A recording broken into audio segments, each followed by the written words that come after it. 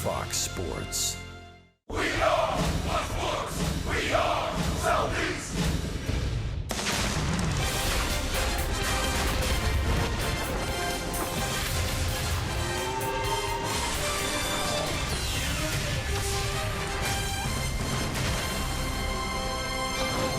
Once again from beautiful SunTrust Park, it's time for Braves baseball. Tonight, Game 2 of a 3-game series. The Braves will try to cool off the red-hot Los Angeles Dodgers, who took Game 1 of the series here in Atlanta by a final score of 3-2 last night. Hi again, friends. Chip and Joe. It's the second day of August, and for the second time in as many days, it's the New Faces in New Places edition of Braves baseball. We told you about the roster moves for Atlanta yesterday, the Major League debuts of Lucas Sims and Ozzie Albies.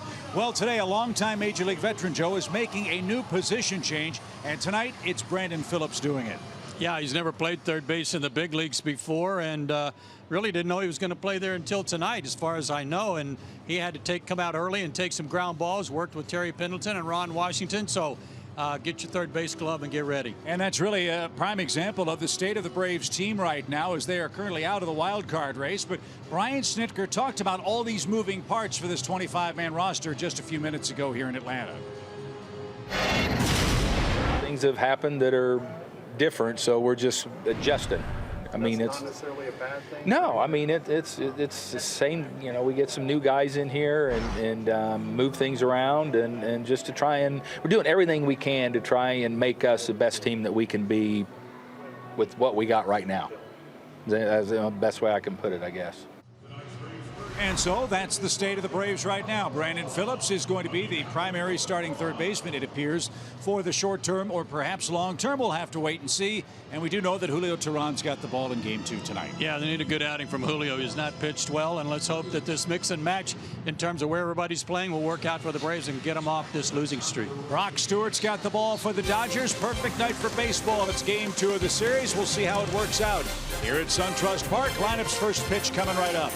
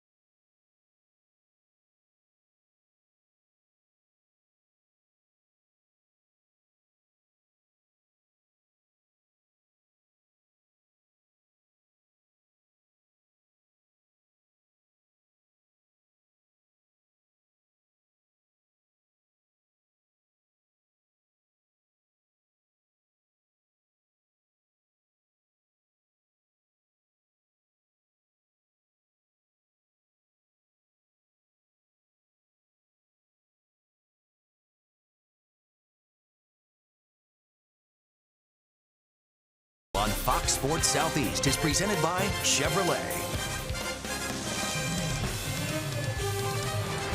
All roads, all walkways lead to SunTrust Park tonight for Game 2 of our series. And as Joe has told you, now that Freddie Freeman's back at first base, he can enjoy his beloved sunflower seats again.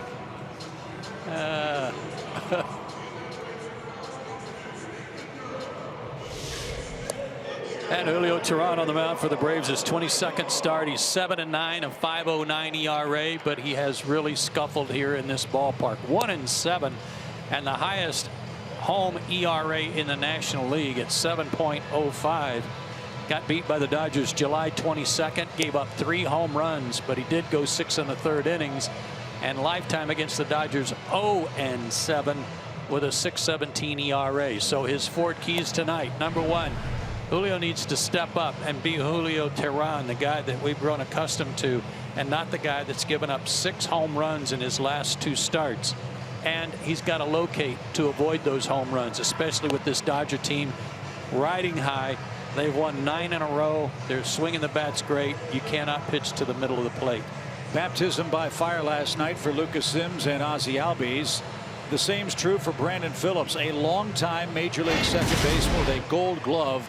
He's playing third base tonight and has never done that before in the major leagues. The last time he played third base was 16 years ago when he was in Double-A and still a member of the Montreal Expos organization.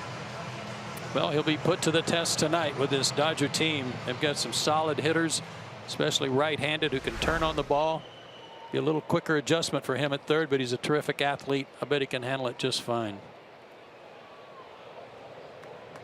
So Chase Utley will lead off for the Dodgers. He's their second baseman. Utley got in the game last night, had a single, and was later thrown out at the plate in his 8th inning appearance.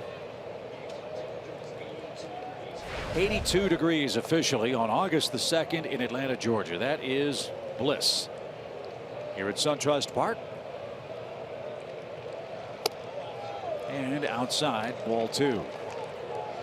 You mentioned the home road splits for Julio. The lefty righty splits are incredibly interesting for the Braves right-hander. Of his 47 walks, 37 have come to left-handed batters. Utley leads off from the left side tonight and strokes one toward left. Danny Santana drifts back, makes the over-the-shoulder catch, a couple of steps shy of the track. Utley's retired and we're underway.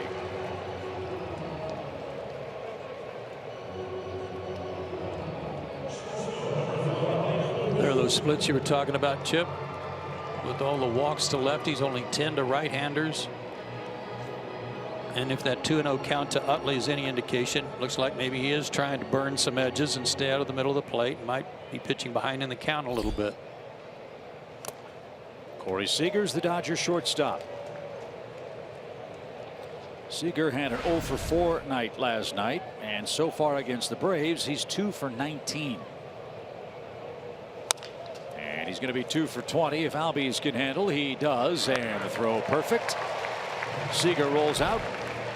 2 up, 2 down for the red-hot Los Angeles Dodgers, who've won their last 9 games in a row. They're 75-31 on the year, 44 games over 500 for the first time in 55 years. Dave Roberts is their manager. He has a power-packed, young, terrific offensive Toyota starting lineup tonight. Well, they're going for their 10th straight win. It would be the 3rd streak of 10 or more wins in a row this year for the Dodgers, and no team's done that since the '54 Milwaukee Braves. A strike to Chris Taylor. Taylor knocked in a run in his 4 trips last night. All he did was lead the National League in hitting in July. A .394 average. And he pops this one up. Santana in left should have no trouble. And an excellent start for Julio Teheran. Economical, couple of soft flyouts, and he only needed 7 pitches to get 3 outs in the first.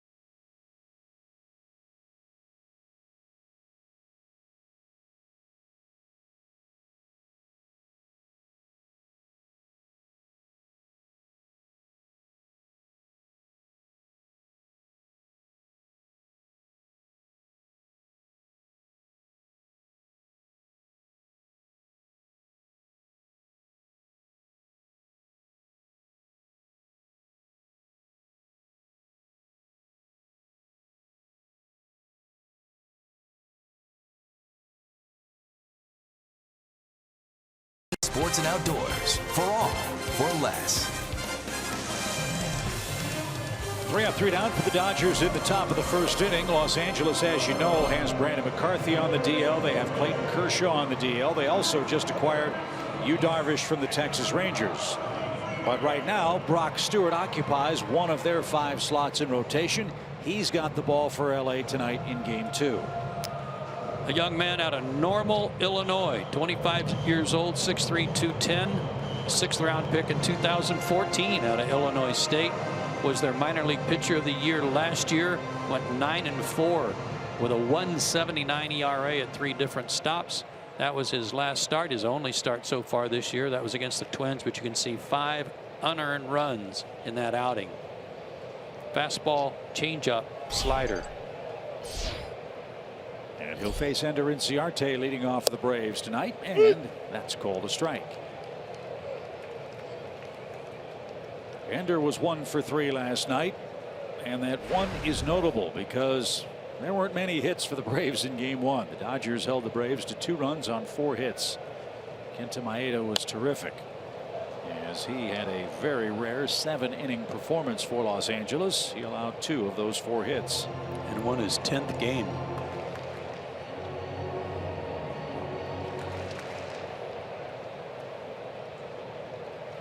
Got a new teammate too. That is Yu Darvish, and the pitch to Ender is skied towards center. Jock Peterson says he's got it. 1 out. Braves enter play with a 6-game losing streak. They've been outscored by 59 runs so far, and on the Toyota starting 9, the most notable change, Brandon Phillips. Not that he's hitting second, but that he's playing third base tonight. Freeman, Suzuki 4th after his red-hot July. Santana in left, Albies, Camargo, and Tehran 7th, 8th, and 9th.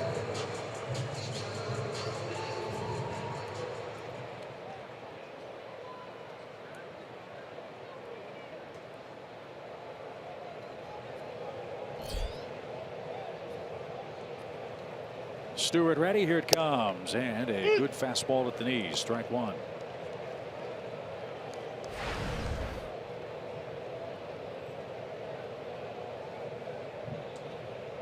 Excellent work for Brandon at the plate. 26 doubles. Like Nick Markakis, he's nearing the 2,000 hit plateau in the bigs. As this one's popped up into shallow right, and on comes Yasiel Puig, and he makes the play. 2 out. Brandon starts action tonight, needing 32 hits for 2,000.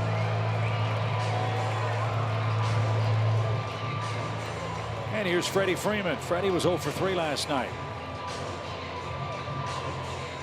and has 11 hits in his last 45 at bats. As you said last night, Joe, playing third base seemingly affected him. Well, I just think he's going to certainly be more comfortable back at first base. It looks like that will be a permanent move. No more experimenting at third. Likewise, John Hart is scheduled to join us next inning. We can ask him if the Albies move and the Phillips move to third is something that's fixed, permanent, barring any kind of injury.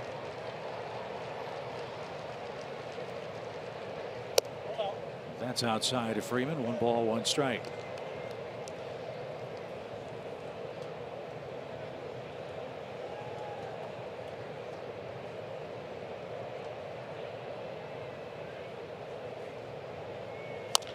And a roller hit toward first. That'll be easy. Bellinger has it.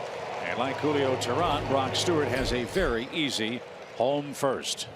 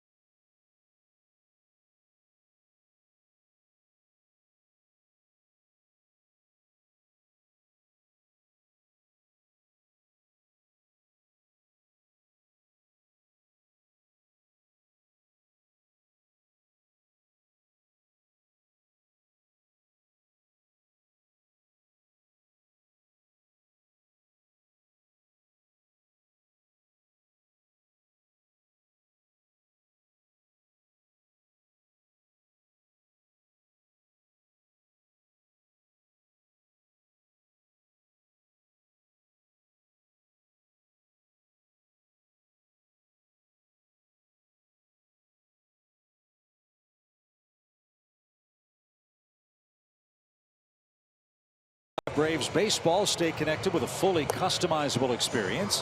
Get Braves home screen icons and app features, as well as game day live game video highlights, radio casts, StatCast, news and more. Download MLB.com at bat today. Another great crowd at SunTrust Park tonight. Braves drew well last night, had 32,000 plus for game 1 of the series.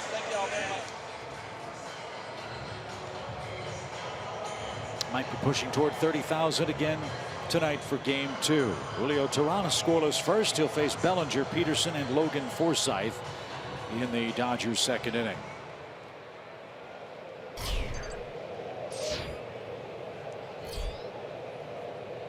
Bellinger has 20 multi-hit games, including one last night. He went 2 for 4.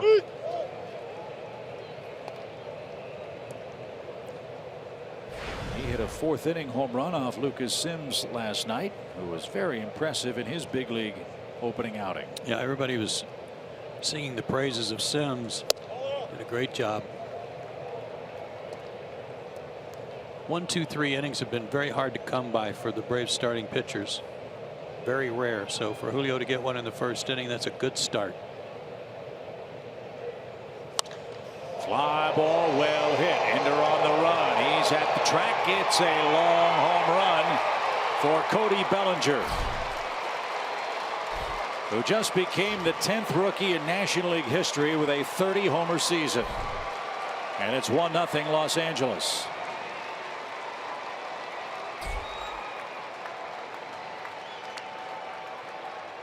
That couldn't be any closer, I don't think, to where he hit that one last night. Almost exactly. And kind of the same pitch, down and out over the plate. That one hit off the State Farm sign, almost into the seats. So 30 homers, 71 RBIs for Bellinger. That brings up Jock Peterson, the Dodgers center fielder. For the moment, Julio Teheran has the National League lead in home runs allowed, one more than John Lackey of the Cubs. He'll surrender 27 of them now, and has now given up 7 homers in his last 12 innings.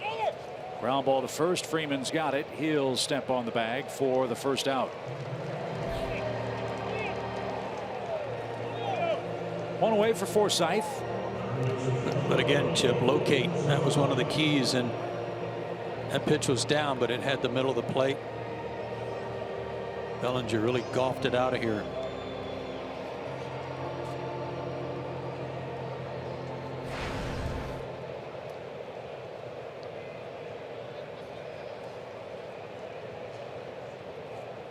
Forsythe at 237. And didn't get it. No balls and a strike. Forsythe had a hit last night, and he started at second base for the Dodgers. Tonight, Logan moves over to third with Chase Utley in the lineup. Yeah, Justin Turner taking another night off.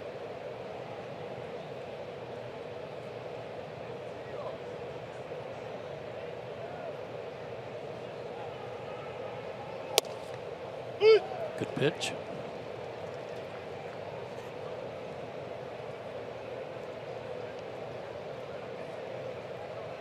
Lucas Sims was in attack mode from the first pitch he threw last night, which was a strike.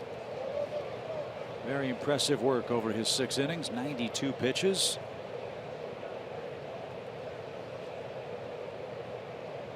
Talked to him briefly before the game and asked him, did you feel your feet when you walked to the mound? He said, nope, pretty much floating on air, as you'd expect in your first big league game. And a nice running catch by Ozzie Albies, who showed good range. That takes care of Forsythe. And there's the second out of the inning.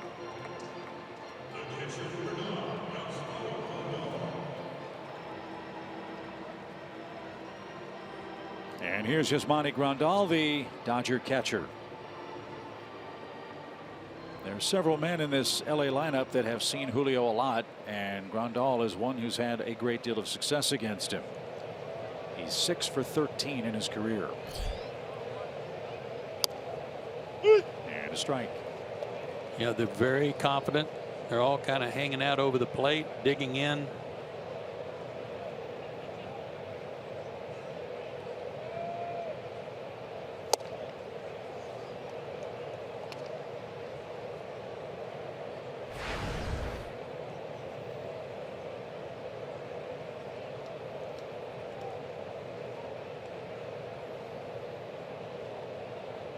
One ball, one strike.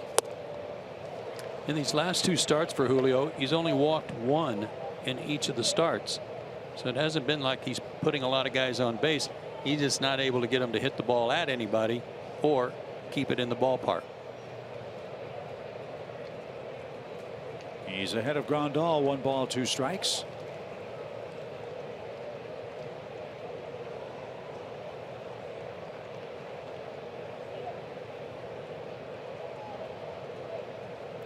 Shift on for him with two outs. And that's back to the screen and out of play.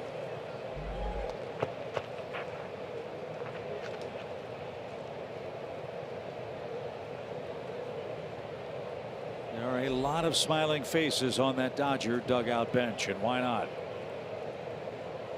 They've won 75 games already.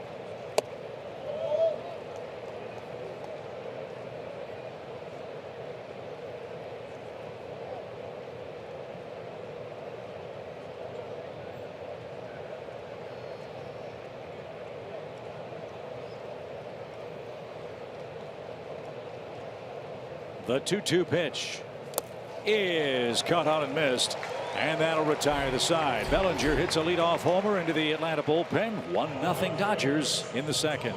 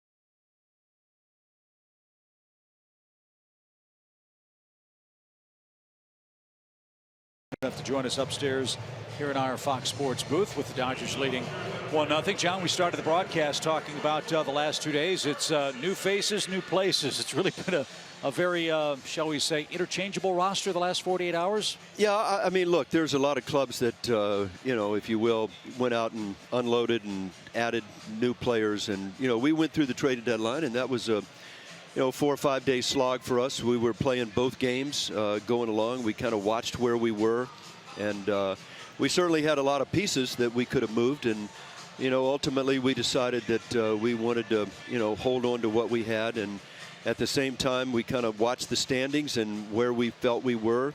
And I think some of these moves were to give us a snapshot for next year. Ozzie Albies coming up. We get a look. Second base and third base are issues that for us next year that we have to decide on. So we thought Ozzie would at least get a look and see what happens. And with Lucas has done everything you want to see a kid do. He's a former first-round pick that's sort of been up and down through the system, and over the last really 12, 15 starts, has thrown the ball very well, and I thought he threw very well for us last night. Yeah, we did too. Loved the look on his face. He was very aggressive. Absolutely. I tell you, we've tried a number of guys, and you kind of look at it and you watch the results, you watch the stuff, but some of it is just what you do. You watch how he looks out there on the mound. I mean, this kid he didn't back down. It's his first start.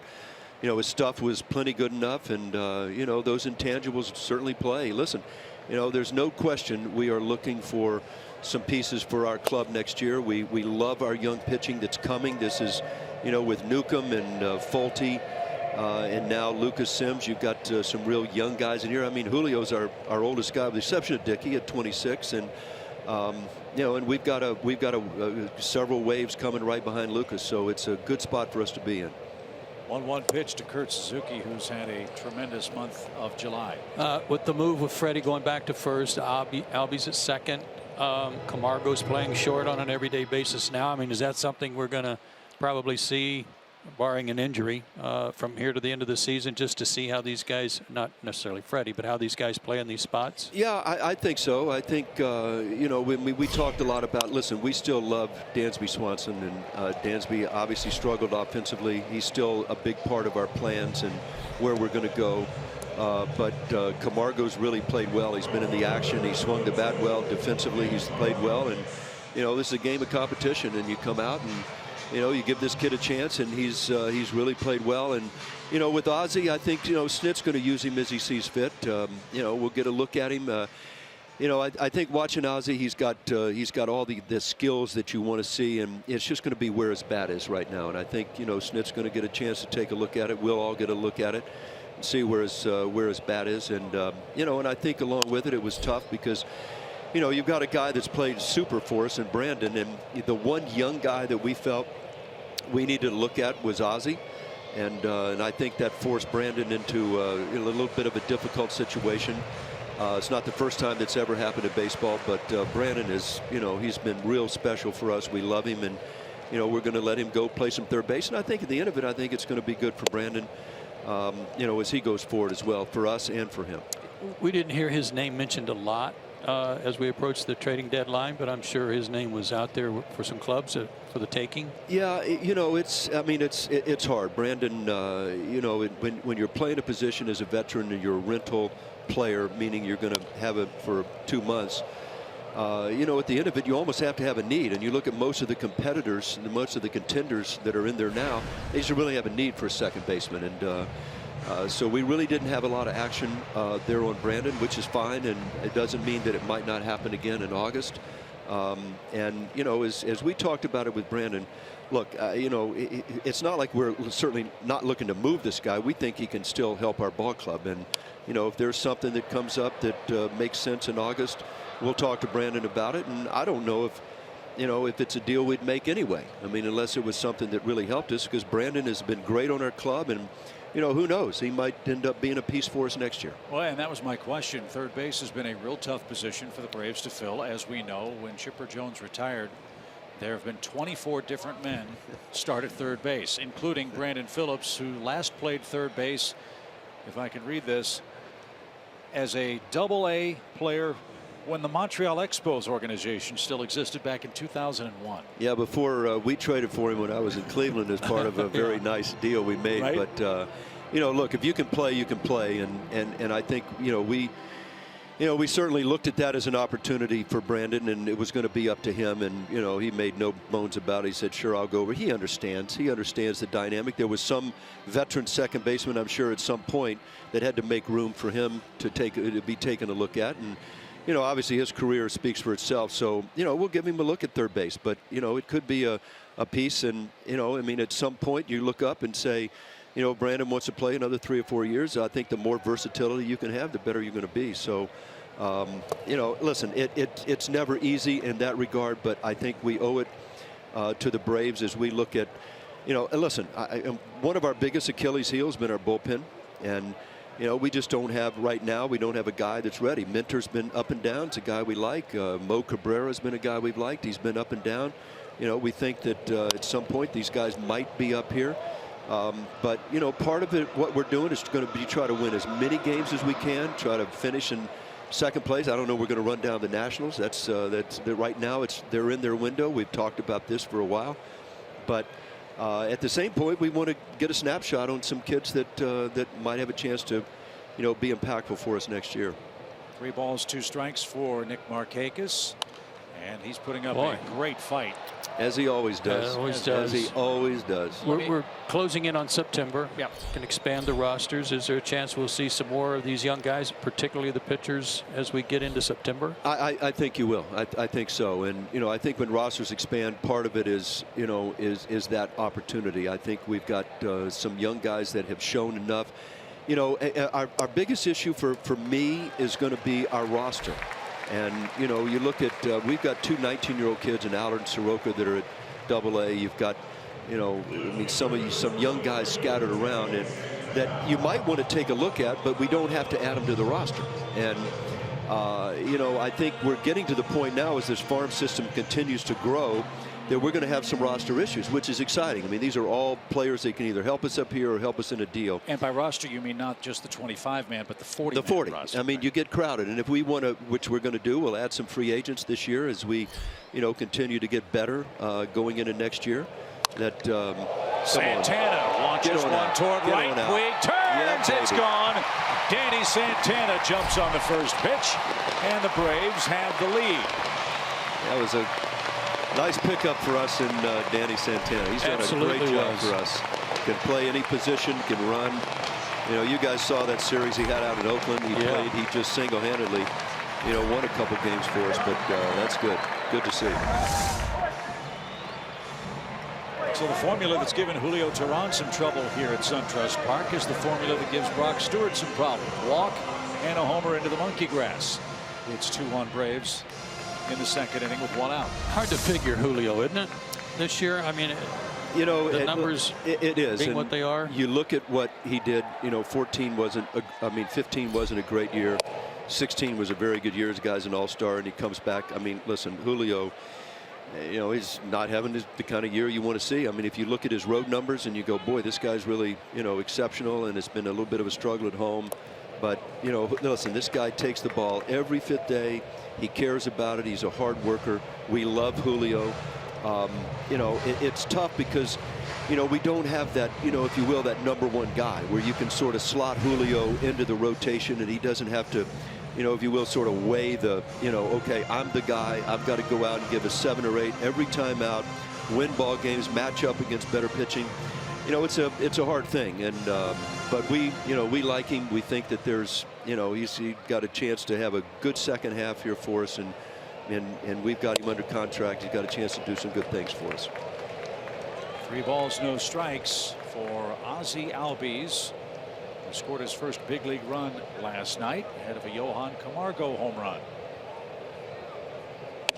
The whole key with a young player like Ozzie, and I think September certainly tells you some things, and we could have waited a little bit till September, but you look at a young kid like this, he's got so many intangibles that you want to see. He can run second base, he can play second short, he's a really good athlete.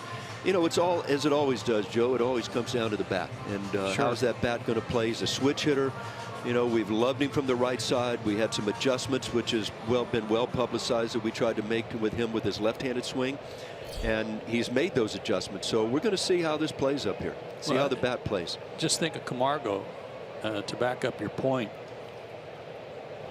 Johan's been the minor league defensive player of the year 2 of the last 3 years for the Braves. The question was, does it project as a hitter in the big leagues? And he's come up here and been gangbuster. Yeah, he sure has. And look, this kid almost changed overnight. He went from, what you look as a lean, wiry, strong kid, and he's sort of like they all do at a certain age. They start filling into their body, and he's a switch hitter. He's got a little bit of power, and he's got the defensive skills that you want to see. Oh, that ball might fall in there. And it did, right in front of Taylor. A blue pit for Camargo.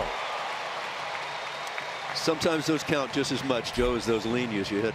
I'll take all of them. Yeah, I'll take them all every night. But I think back to Camargo, he's got a little bit of power in his bat defensively. He's done what you want to see. I mean, he makes all the plays. He's got a cannon sitting out there, and you kind of he's sort of taken himself from, okay, this guy could be a really good utility player, second, short, third, probably could play the outfield, to maybe this guy could be an everyday guy, and he could probably play any one of the 3 positions. Right. You know, you look at third base, and you know, at some point, I mean, we've got young Austin Riley down there that we like a lot. This is a kind of a prototype guy with power. You know, that's probably the only knock, if you will, on Camargo, is that, you know, you're not sure you're going to get enough power out there on the corner. But Riley was just promoted, wasn't he? Yeah, we did. And in fact, we've fast forwarded so many of our young players this year. If you look back at, it's probably as much or more than any other club in baseball. We've moved our guys a lot. And you know, we started the year with young pitching. We jumped levels with guys that have succeeded, and I think it's by design. Some of these guys are going to come into camp next year. You look at Riley, you look at Austin Jackson, that is really, you know, a good-looking young catching prospect that we traded for. That both of these kids are in Double-A, and you know, we're moving guys up and giving them a chance. Julio gets the bunt down, and the play will be at first. John, the question I get from fans more than any other, and the player that has opened the most eyes among Braves country with his rapid ascent through the system, is Ronald Acuna. Acuna had 3 more hits last night. Last 9 games hitting .425. This guy has made an incredible rise at the age of 19 years old. Kind of like the guy that was in the Braves dugout before the game, Andrew Jones, to whom he is compared. To Joe's point, is that a guy that we might specifically see at some point in September? You know, we've talked about it, and look, we all know, you know, what kind of kid we have here. We're excited about what Ronald's done. He's an exciting young player. He's another one of those kids because, you know, we've sort of moved him so quickly. He doesn't have to be added to the roster until next year, and so, you know, we've talked a lot about what ultimately is best for Ronald, what ultimately is best for us, both short term and long term. And so I think that's more of you know, a stay tuned, a to be determined. I think right now, you know, we're leaning to keep him down, finish the minor league season strong. He's jumped, as you said, 3 levels. He missed the greater part of last year in Rome. I think he, you know, I mean, in mid-May, he ended up fracturing his thumb and missed a lot of time. But he's a special talent. We're excited to have him. I think this guy's going to be a long-term good fit for us.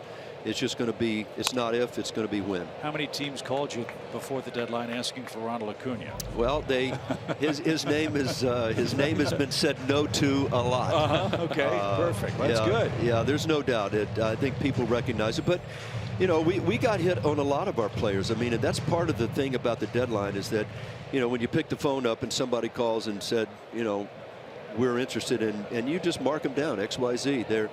You know, there was a lot of the young pitching that people were really willing to pay for to get there, and you know, we just don't feel we're ready, and we just don't feel that we know enough, if you will, about all these guys. Well, that's a tough strikeout right there. All right, John, you got us 2 in the lead. All right, yeah, appreciate the good. That's good. Always good, guys.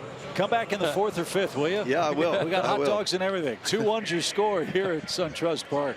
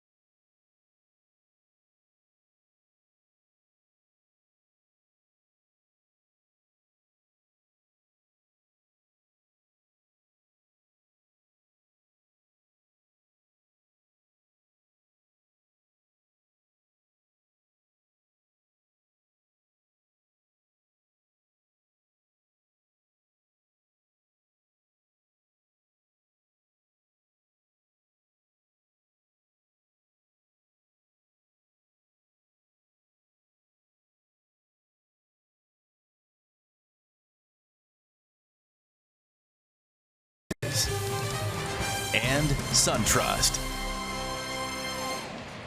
Beautiful sunset in Atlanta, and the Braves have the lead 2-1 after 2 innings of play. A couple of home runs. Danny Santana hit a 2-run shot to put the Braves in front. Cody Bellinger hit his 30th for Los Angeles. And now Julio has the lead. Let's see if he can fire a shutdown inning that starts with Yasiel Puig for LA.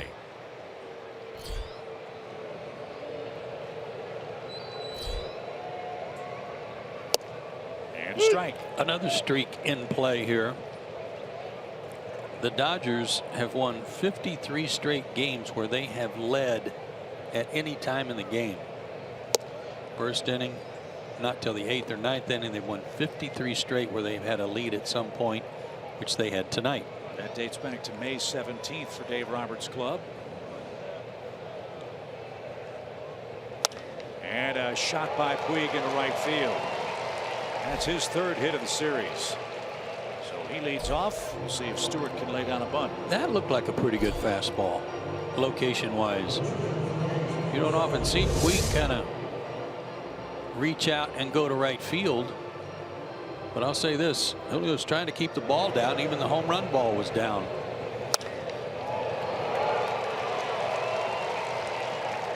Let's see what Stewart can do. As you mentioned, he's the pride of Illinois State and Normal, Illinois, where he was an infielder. He played 3rd base in college and was converted to a pitcher his junior year. His dad was his head coach. His dad, Jeff, is now a scout with Tampa Bay after he was an assistant coach with Ron Polk at Mississippi State.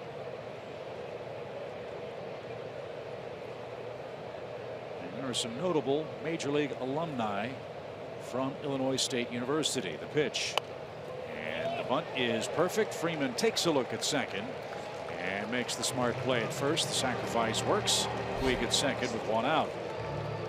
Matt Hergis, Neil Kotz, and former Braves Dan Kolb and Buzz Capra, who was the ERA leader back in the 1970s here in Atlanta, all pride of Illinois State.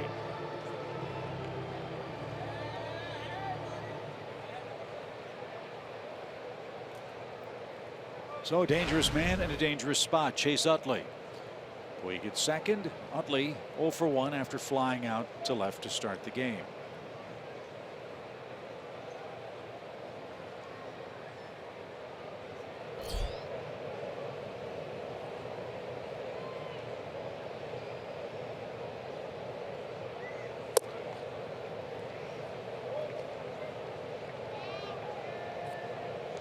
The home run Utley hit off of Julio in Los Angeles was a pitch in on him that he just kind of yanked his hands in real close to his body, got the barrel to the ball and hit it in the bullpen.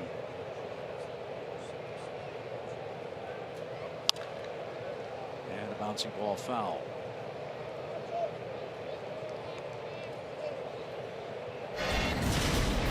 Take a look at this pitch.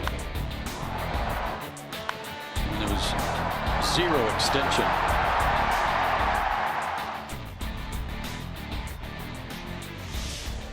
He's had an incredibly good career. And it continues with the Dodgers, who are 75-31. Put that in perspective, folks. If LA, the Dodgers playing at a .708 winning percentage. If the Dodgers go 28-28 over their final 56 games, they still win 103 games.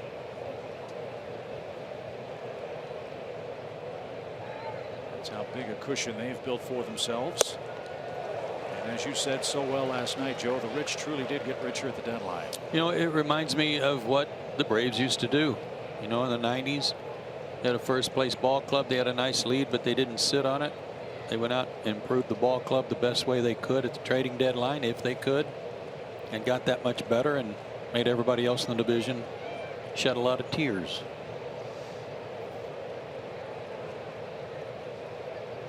The 1-2 pitch for Utley.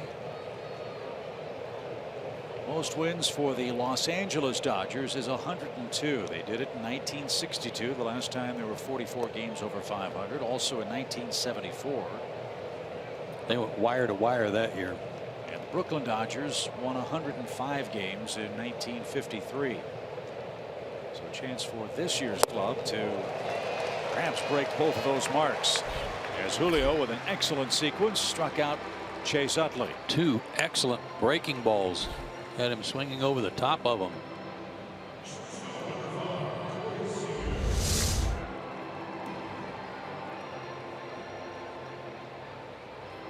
Nice pitches, both of them.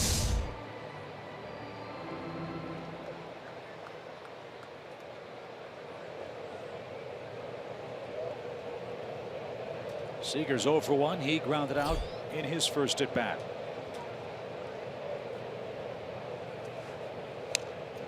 And he was swinging for the downs, didn't get it. Strike 1. I think he was the 18th pick in the draft when he was taken in the first round by the Dodgers. From North Carolina. They got a bargain.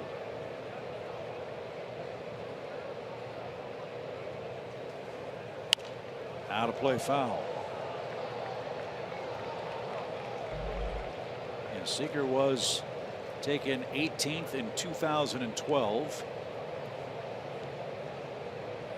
The number 1 pick that year was Carlos Correa of Houston.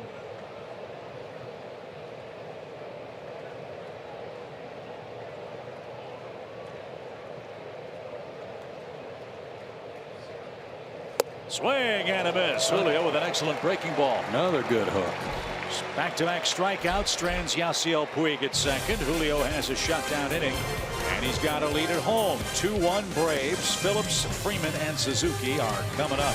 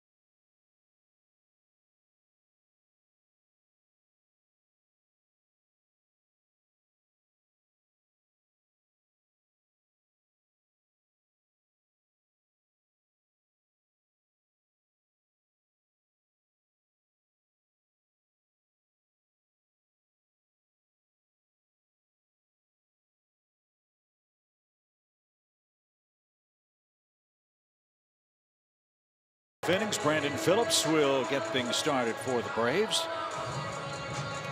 As we mentioned, when John Hart was in the booth, he is now the 24th different man to start a game at third base since Chipper retired before the start of the 2013 season.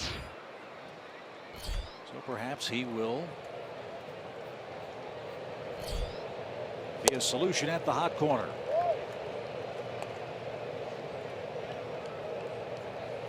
Follow through, got a piece of Grandal, and Brandon was quick to make sure he was okay.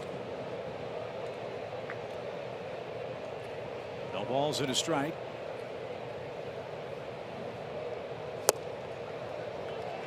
And 0-2. Dodger pitching staff #1 in a lot of categories, up and down.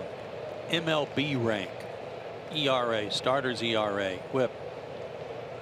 It's never ending, it seems like, and they're tied for first with the most shutouts in the National League with St. Louis with 10. to second. And Utley will make the peg. And that takes care of Phillips for out number 1. They're number 6 in defense. Made 61 errors. Miami continues to lead in that category. They're first in the league with 46 errors. Atlanta, with their rash of errors in the last 3 or 4 or 5 games, have dropped. Only San Diego and Milwaukee have a lower fielding percentage than Atlanta. Hard to believe Milwaukee is last. Freddie takes up and away. 1 ball, no strikes.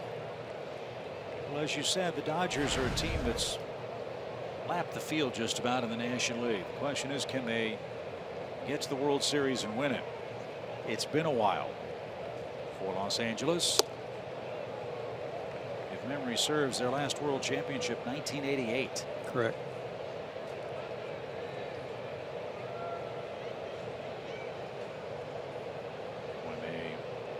Beat the Oakland A's in a 5-game World Series. So that's the challenge. It's several seasons wrapped up into one. You win the marathon, then you have 3 short series where anything can happen. That's the Seattle Mariners. Set a record for wins. 117, I think it was. Yeah, something crazy. And got beat in the ALCS.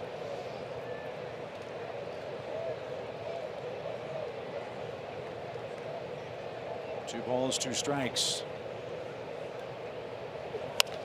Freeman shoots one over short. That's going to find some green grass, and Freddie has his first base hit of the series.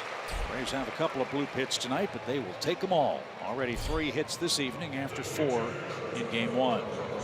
Well, that'll make Freddie feel better. He was a little frustrated tonight in batting practice. Ball not jumping off his bat like he wanted it to. Frustrated. So a little base knock like that will make you feel better.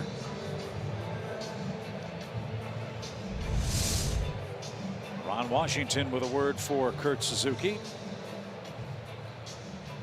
What a month he had at the plate for Atlanta last month. 8 home runs in 11 July games. He had 1 homer in his first 19 games of the year. I voted for him for Player of the Month. For only having played 11 games in the month and hit .356 with 8 homers and not playing every day, that was remarkable. And it seems like they were all big homers. They weren't just Kurt having a good day in a 10-0 rout. Game tying home runs, go ahead homers, 2-run shots, 3-run shots. He's hit a homer in every inning this year, I think, except the 9th for Atlanta. And his good work, our Georgia Lottery feature. Best month in Braves history. 5.6 at bats for each home run for the month.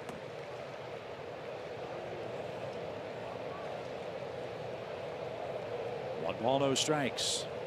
Freeman's running. The pitch in the dirt. The throw by Grandal is right on the money, but dropped. Did you see? Yeah. What he did? The tag had him beat, but he pointed at the baseball in the dirt. And he's got his 6th stolen base. 6 out of 9 now.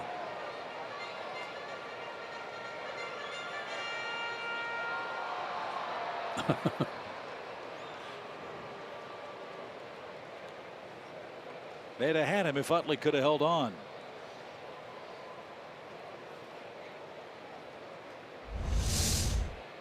So Suzuki in the driver's seat, a chance to make it a 2-run Atlanta lead. He lined out his first time up to first.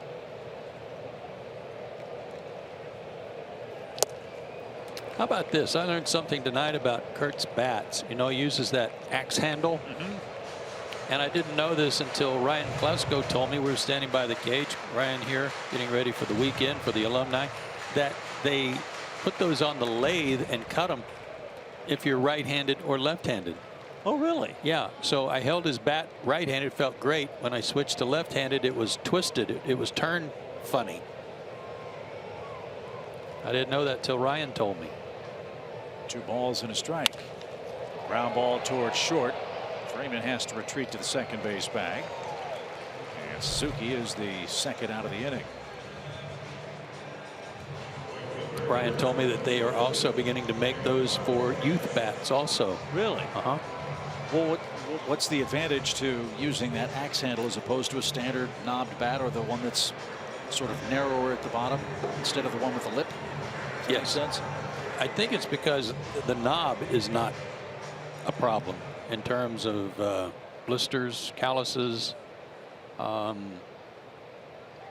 stop there. I think that's it. I'm not going to go into the whole detail of it without knowing specifics, but that was one of the reasons.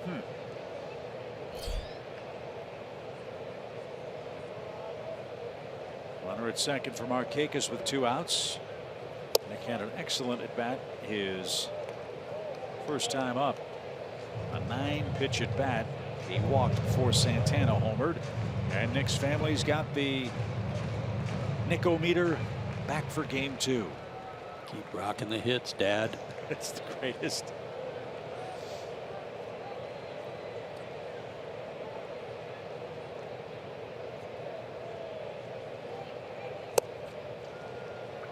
A little low, ball 2.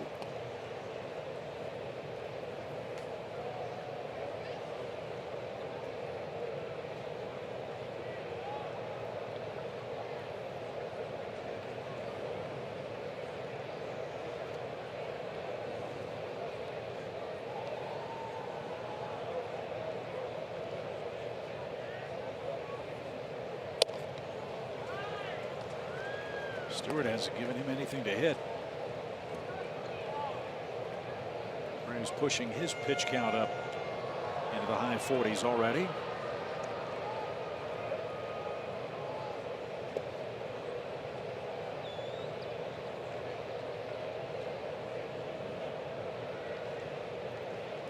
Let's see if Markakis has a green light. He took a strike.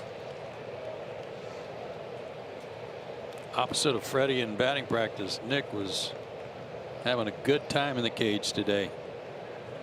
He was peppering that chop house.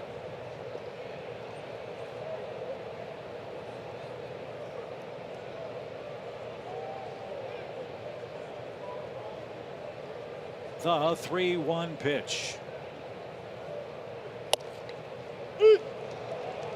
Good pitch. 3-1. You want something right in your good zone. If it's not there, you don't swing knowing you've got another chance at him.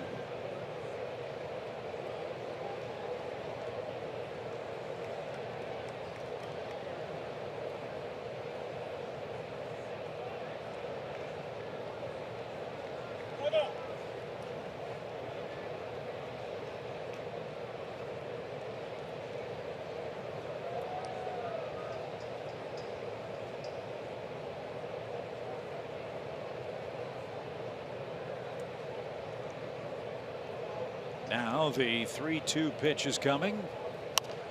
And here we go again. You saw Grandal looking up at Nick as he's giving the signs, and catchers do that quite often to make sure that the hitter is not peeking. In other words, looking back to see the signs. Well, with the runner at second, it's awfully difficult as a hitter to try to see the sequence and then figure out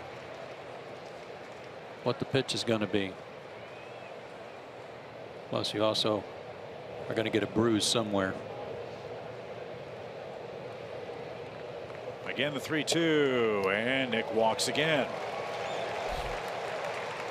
So first and second for Santana, who homered immediately after Markakis took ball 4 his last time up. His third homer as a Brave. Grandal wanted that pitch up. It was low and down the middle and right into the monkey grass, as you said, Chip. And like John Hart said, this guy's been a nice addition. Very versatile.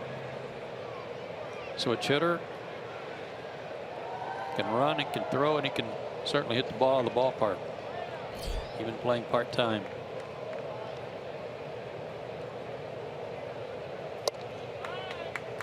That's up and away. 1 ball, no strikes.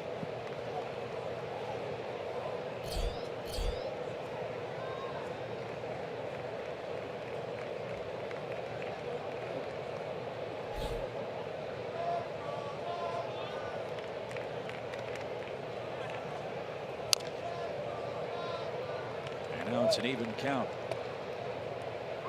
What a gorgeous night. The sky has kind of a golden glow to it this evening. Purple and orange and light blue hues. Yeah, I saw all those.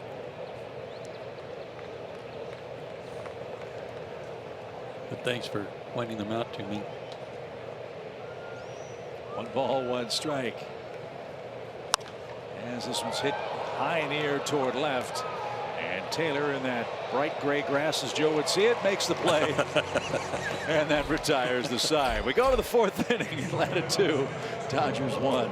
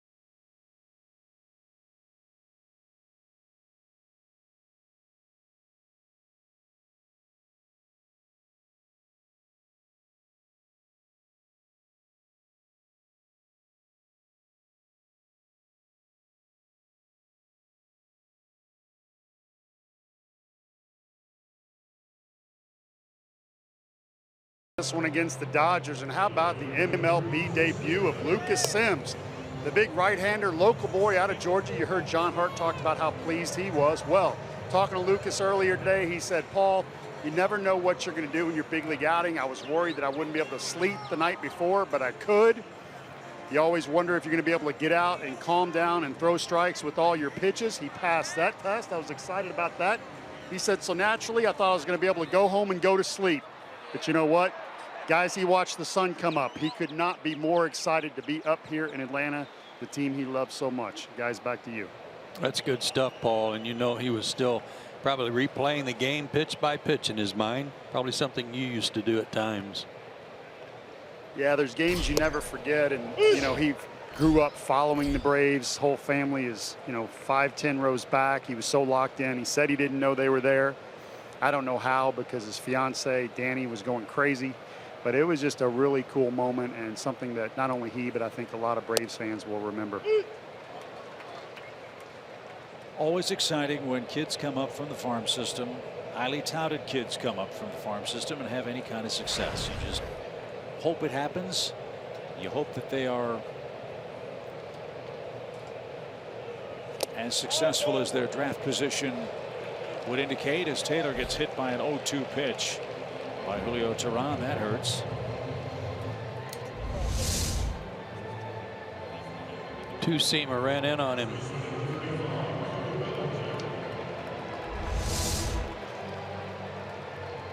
So in a season that saw the Braves get to 500 and are now 48-57, you'd have to say that Sean Newcomb's emergence has been nice to see. He's been in rotation and learning on the job. Sims, I assume, will get another start for the Braves, and more pitching is coming. You heard John Hart an inning ago or so as the runner goes. Suzuki's throw is on target but too high, and Taylor steals his 7th base. Huge jump. But you heard John Hart say Braves at this point don't have that #1 top of the rotation horse. And John, I think right on target too, that the struggles of the bullpen are something the club's going to have to address. as this season goes on, and certainly in the offseason before the 2018 year. Sounds like you know, they've thought about other people, and you mentioned some people by names, but they're not doing enough right now to get called up.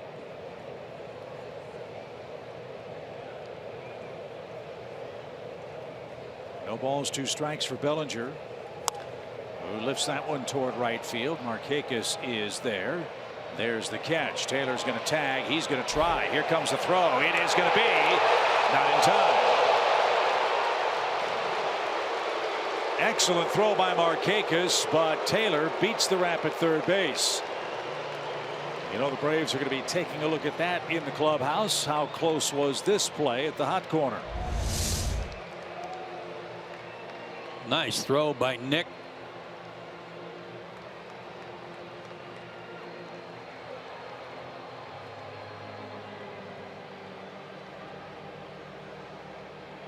Ooh. It's like his hands kind of split the glove. So I don't know if that hand got in and missed the glove entirely or not. No challenge. So great throw, but Taylor beat the Rap at third, and now Jock Peterson's the hitter. Peterson bounced out his first time. He's 0 for 1.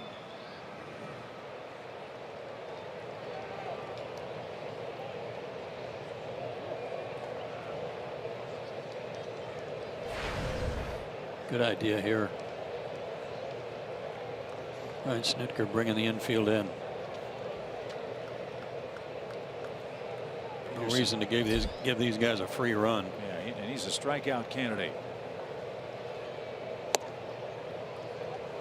Peterson,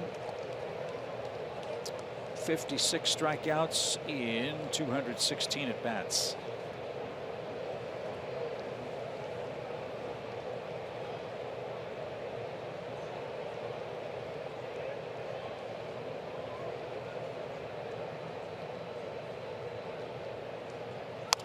Ground ball. Freeman knocked it down to the bag. Thought about a play at the plate, but couldn't make it. Great effort by Freddie. That saved an extra base hit. And because he had to tumble to his knees to knock it down, that was all Taylor needed to be able to score without a play. And the Dodgers do indeed tie it up. He was going on contact. Taylor broke on the crack of the bat. Freddie caught the ball right on the back, so he's already got the out there, but no chance at the plate.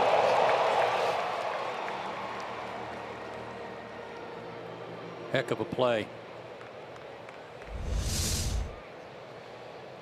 So give Peterson his 30th RBI. The Dodgers cash in the hit batsman and get it tied up.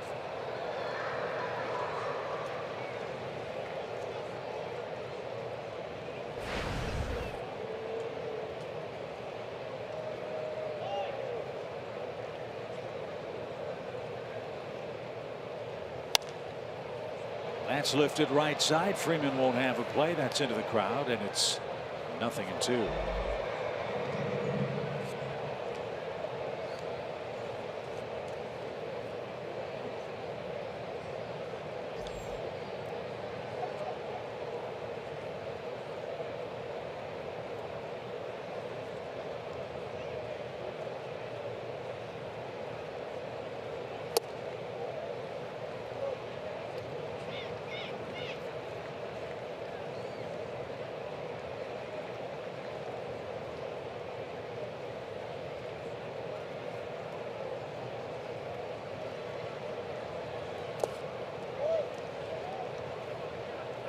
Now it's an even count.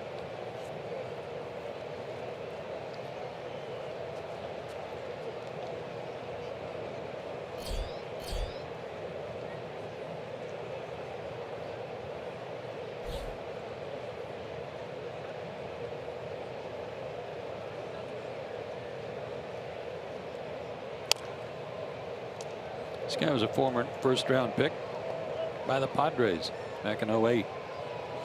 Traded to Tampa Bay, and then the Dodgers got him last January from Tampa Bay for Jose De Leon.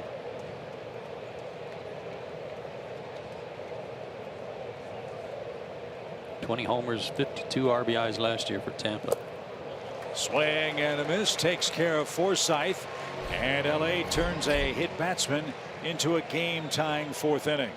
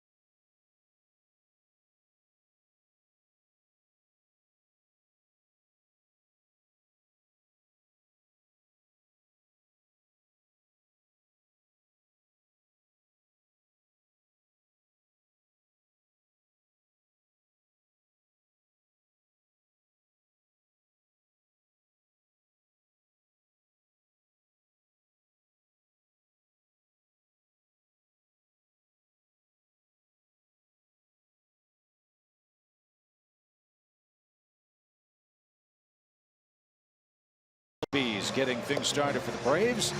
Albies still looking for his first major league hit. He has reached tonight. He got a base on balls in the 2nd. Youngest guy in either league, and the youngest Brave since Wilson Betterman back in 2001.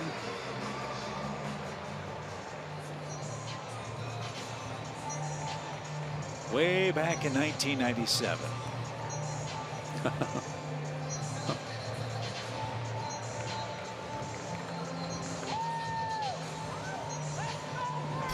You know what happened in 1997? The first Harry Potter book was published. The Titanic premiered. A stamp was 32 cents. Seriously, that was when the Titanic premiered? 1997. Brett Favre was 27 years old. Aaron Rodgers was 13.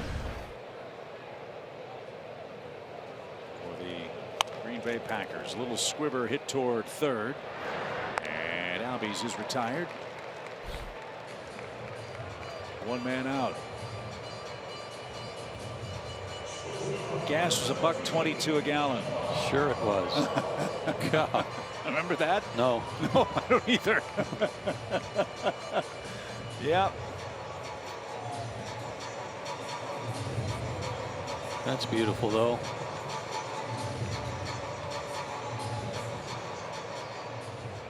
Something else that's interesting, too. The Dow Jones Industrial Average, which is over 22,000 now. First pitch to Camargo. It closed above 7,000 for the first time in the year that Ozzie Albies was born.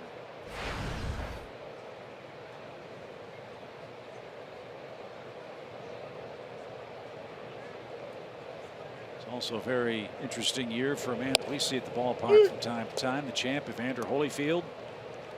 That was when Mike Tyson decided to take a bite out of his ear in their boxing match. Time flies. And we welcome Ozzie Albies to the show. Hopefully it's a long and productive stay. Absolutely. And this guy Camargo too.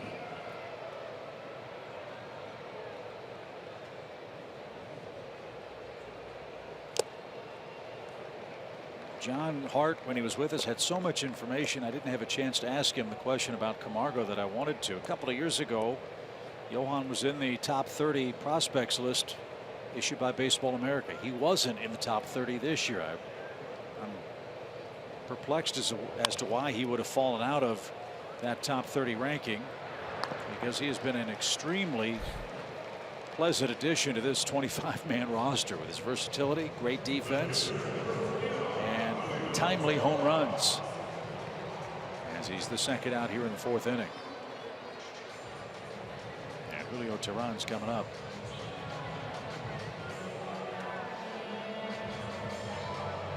Two-2 game for the Braves right-hander at home. He's trying to snap a personal 3-game losing streak.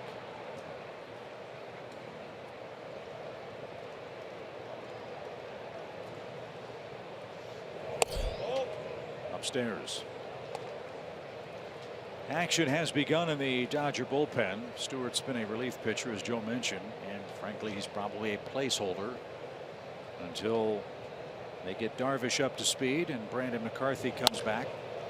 Julio puts a charge into that. Puig over near the stands in right is going to make a leaping try, and he comes up empty.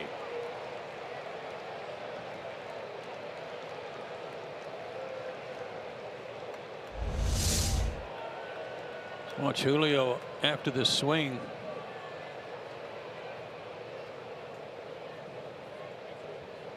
Leg may have cramped up on him. Braves athletic trainer Jim Lovell at the 3rd step in case Julio needs some attention.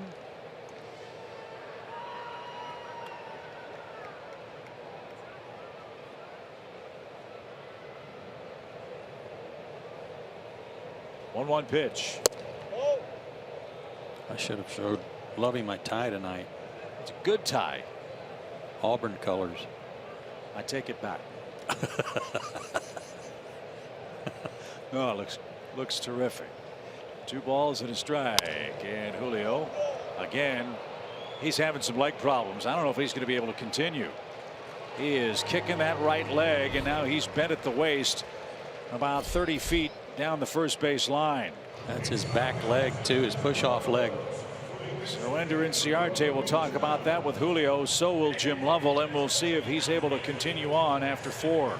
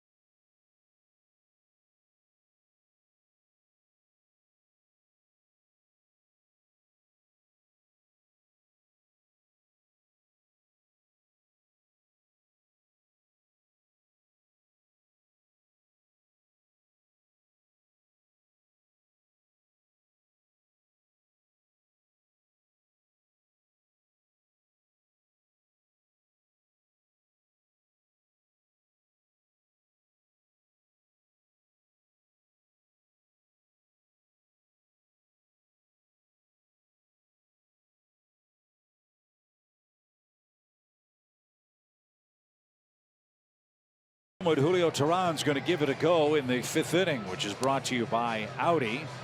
He's going to have the bottom part of the order coming up for the Dodgers. Julio sat on the dugout bench for just a few moments, it appeared, and pronounced himself ready for duty again.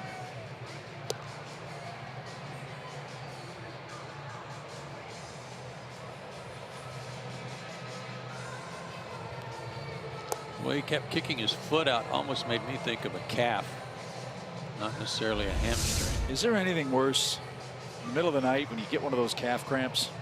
No. Wakes you up in the middle of the night and you can't make it stop. Ugh. Now, if that's the case for Julio, he's going to go out and try to pitch.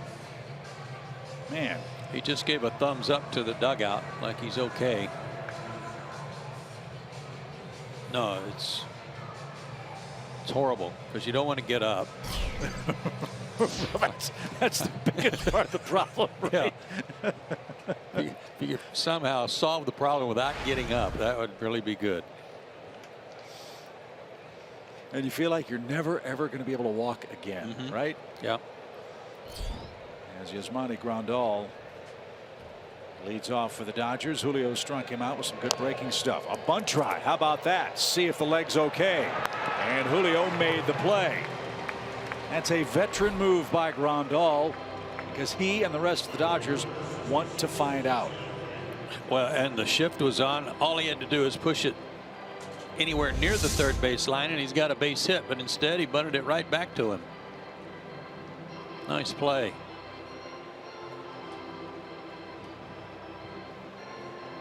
And in a way, that probably helped Julio too, because he wasn't the only guy. Grandal trying to find out if the leg's sound. Hopefully that alleviates any problems. Here's Puig, who singled to right his first time and didn't get a slider.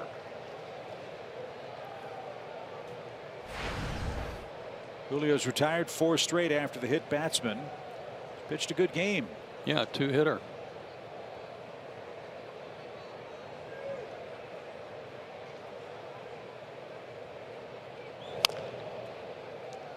And another bouncer into the Dodger dugout. You made a good point about Yasiel Puig when we were out in LA. That what team's got an 8-hole hitter with 19 homers?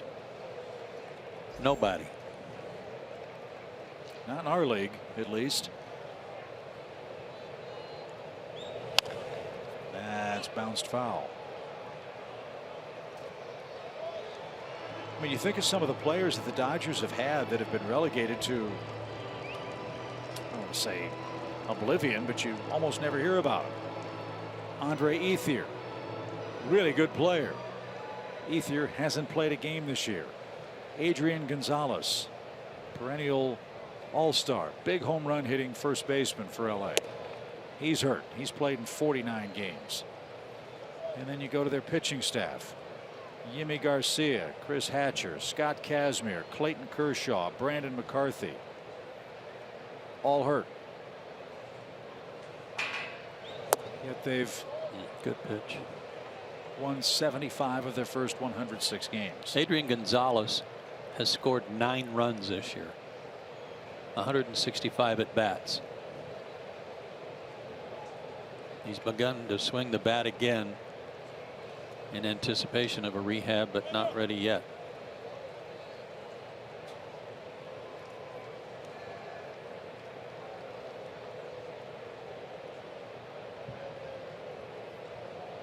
Two balls, 2 strikes for Yasiel Puig. And another shot to right field. That's going to get down and roll into the corner. Puig is flying around first. He's on his way to second.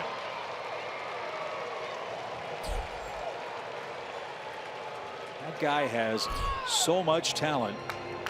And he's hit the ball the other way twice tonight. Yeah, he sure has. Fastball away again. You could see the frustration from Suzuki and from Julio. Make a good pitch. He spoiled it. In the past, that was a pitch either hit a comebacker to the mound or a slow roller to short. So here's one of the great stories for the LA Dodgers. Atlanta native and Georgia Bulldog Kyle Farmer, who won a game for the Dodgers in his first major league at bat on Sunday night. Kyle had his mom, his dad, a lot of friends and family at Dodger Stadium.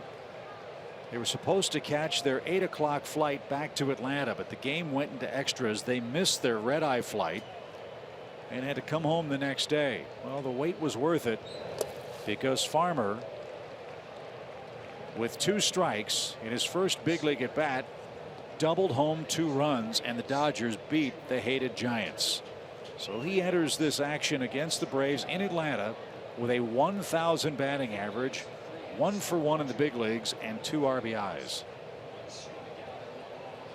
He's out of the Marist School, where he played shortstop.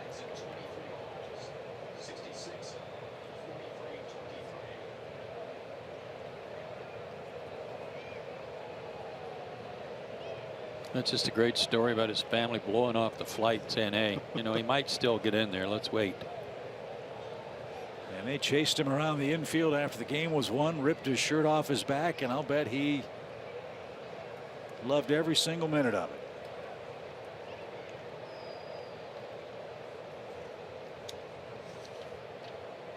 That helped the Dodgers to their 8th consecutive win, a streak that stands at 9 in tonight's action.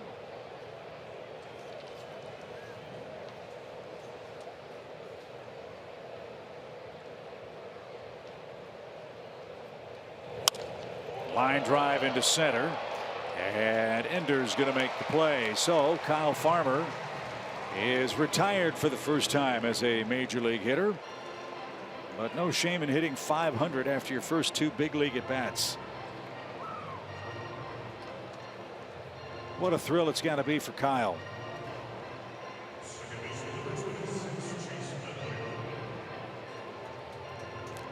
Started the year in Double-A at Tulsa, got called up to Oklahoma City before coming to LA. Sitting .339 at Tulsa, .316 at Oklahoma City. And again, a college shortstop with the Bulldogs. When he was drafted by LA in the 8th round, they converted him to catcher because he's a good athlete. He's done excellent work throwing out base stealers. If I'm a shortstop in the Dodger organization, I'll move wherever you want me to move. That's probably a big part of it. And he played his Little League Baseball at NYO right by Chastain Park. Here in Metro Atlanta, the 1-0 pitch.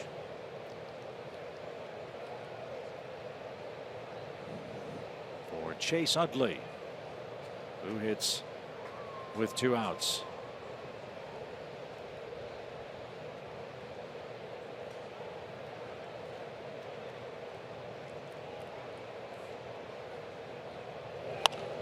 Popped up. Will it stay in play? Brandon Phillips over near the camera well.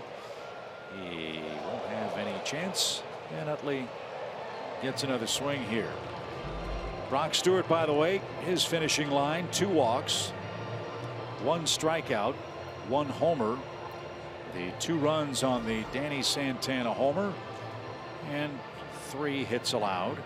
So it'll be a ostensibly bullpen game for Dave Roberts again tonight, with Brock Stewart filling that rotation spot that's currently vacant for LA. Tomorrow they've got Alex Wood. Braves counter with Sean Newcomb in game 3. And a 2-2 tie tonight, and Utley takes low, ball 3.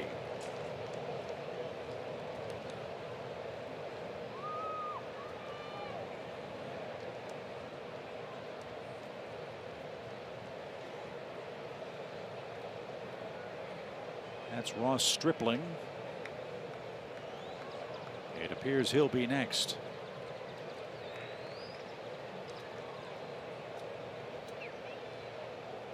Know all about him. He came in for Kershaw the day Kershaw got hurt. Pitched 3 strong innings. Utley with a base hit the other way. Here comes Puig around third. They're going to wave him. Santana's throw to the plate is cut off. Phillips will fire to second, and that tags out Chase Utley, but not before the Dodgers take a 3-2 lead on Chase Utley's RBI single here in the 5th inning. Puig scores the go-ahead run. Braves will have the top of the order coming up in the 5th.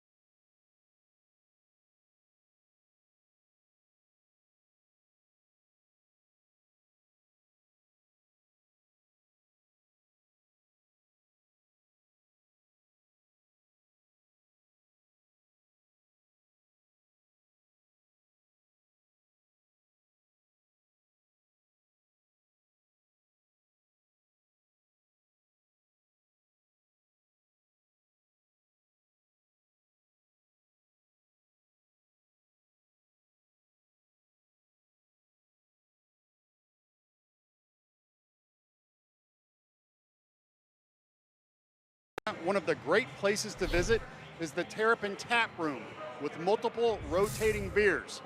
Here's Brian Spike Bukowski, co-founder of Terrapin, to tell you more about their great selection. All right, I'm Spike with Terrapin Beer Company. Just wanted to come on down to the Terrapin Tap Room. We've got 5 of our premier beers on tap, brewed right here at SunTrust Park.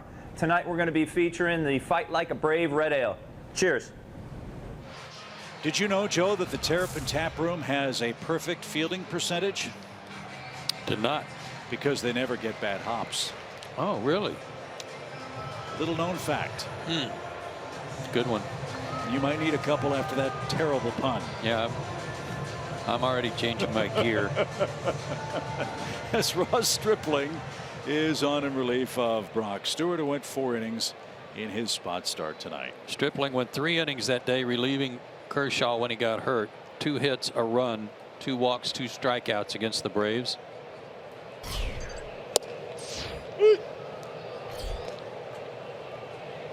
Slider, fastball, curve.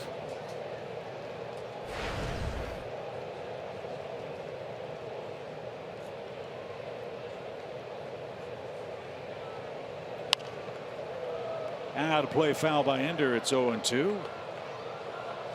Stripling was born in Bluebell, Pennsylvania, but he lives in Texas. He played college ball at Texas A&M.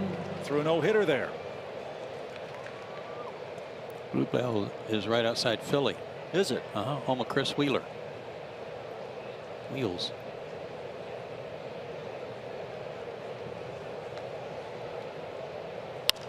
And a liner toward left. Taylor can't get it. That'll drop in front of the warning track. So a good start for the Braves. Ender gets a hit on an 0-2 pitch. Well, we've seen an epidemic of that, I think, the last couple of weeks. Not just by the Braves staff, but opponents facing the Braves. Nobody wants to waste a pitch. And by wasting one, I mean, they're trying to go upstairs there.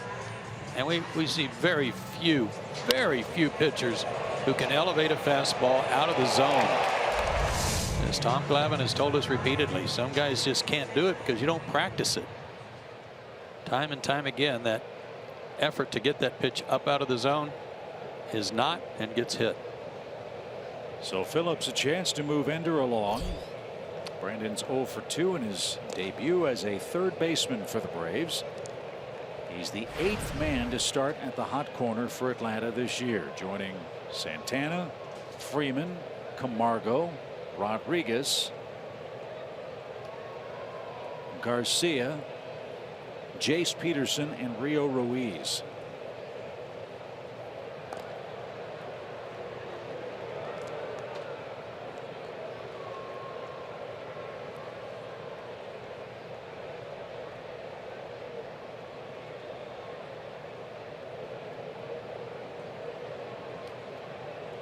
Certainly good to get his bat back in the lineup.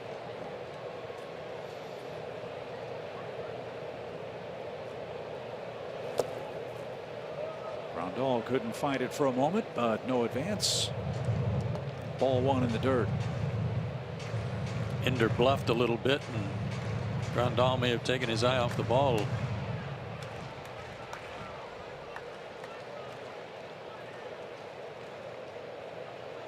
Not a good idea for a catcher.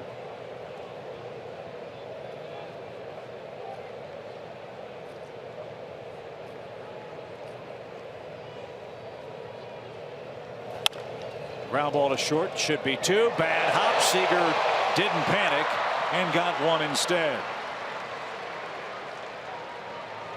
So there's a break for the Braves. They've got a man in scoring position with 1 out, and Freddie Freeman's coming up. Jumped up and took a bite out of Seager.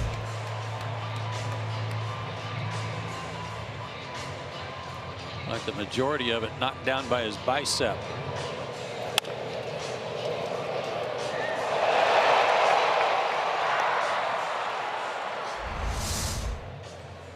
So the Braves have a man in scoring position, and as we know of late, this has been a vexing problem. The Braves are 0 for 3 tonight with a runner at scoring position, and since July 22nd, 11 for 73. That's in 10 games plus tonight's work. Atlanta trails 3-2.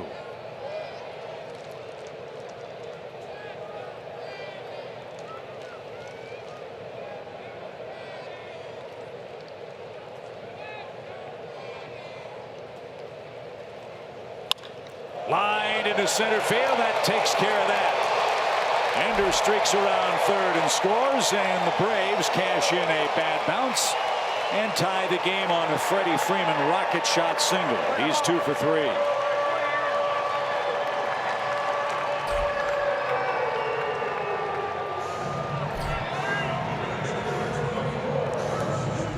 First RBI for Freddie.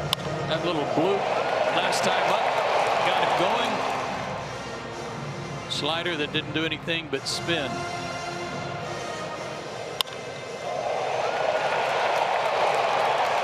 Tie game.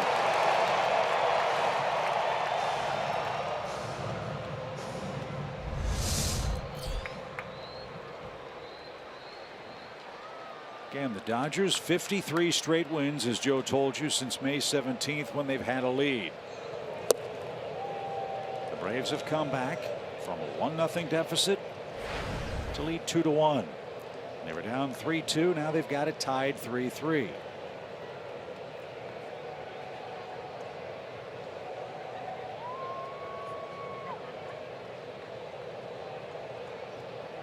Double play ball that wasn't helps the Braves cause here in the 5th pitch. And that got a big piece of Grandal. In fact, it ricocheted all the way back to the mound. Let's see where. And Kurt Suzuki knows all about that. Professional courtesy here.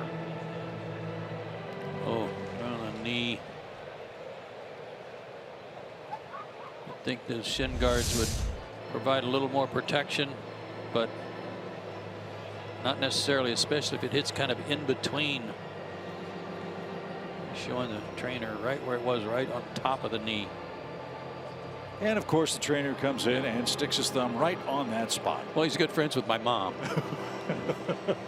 Mom did the same thing. Yeah, that's what Beth would do. Here, does this hurt right here? Right here? Yeah, right there. Now, what was worse, when Mom or the trainer would come out and poke that spot, or they'd come out with that big jar of that silver spray, the ethyl chloride stuff, and just start hosing you down with that? Well, the Mom wasn't privy to that. No, but the trainer was. But I didn't mind that stuff because it would freeze it right away. And as they learned later, that probably wasn't the best thing either. Don't you? I mean, I remember that as a kid. The trainers would all have that stuff in the back pocket, almost like a 44 Magnum. They'd come out. They'd have this evil, impish grin on their face as soon as a guy got hit with a foul ball or something. Thankfully, the training methods have advanced. Yeah. Frozen skin, not always the best way to go. Right. Grandal is going to stay in the game. 1 ball, 1 strike.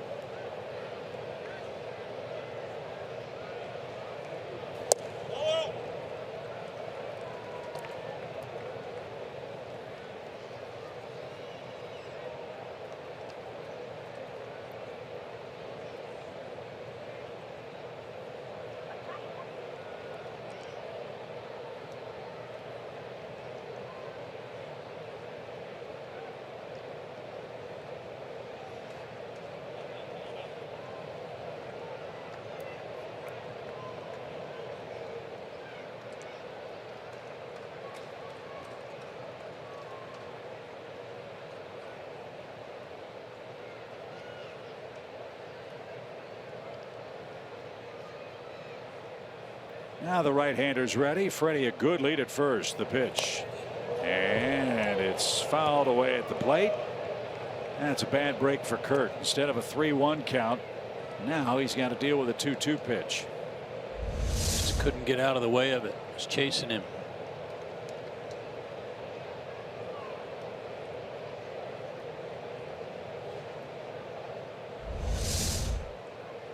A delightful guy. Great to talk to. And really happy for his success all year long, but especially in the month of July.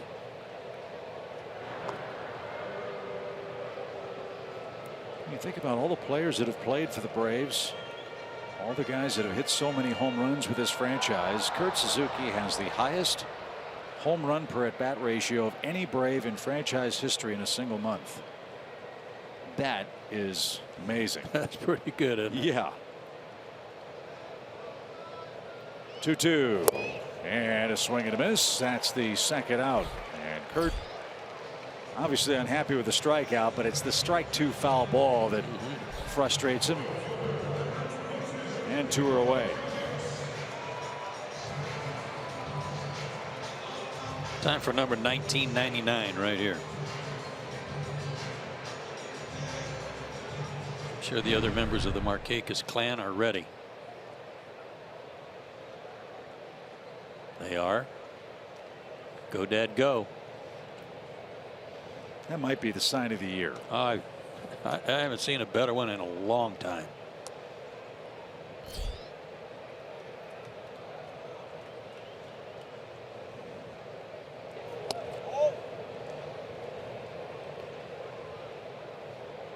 I mean, the fans in Chicago used to have the Shawnometer for Sean Dunston with his batting average. That was done by an adult. Those are Nick's kids with that creative artwork. Just great. And Nick had a great smile when we ribbed him about that before the game. Right at the bat rack. Nick, as we've said so many times, very quiet, very stoic, but you could tell he was fired up, especially when you brought up Toby. Yeah, Daddy loves Toby. He care less about the hits.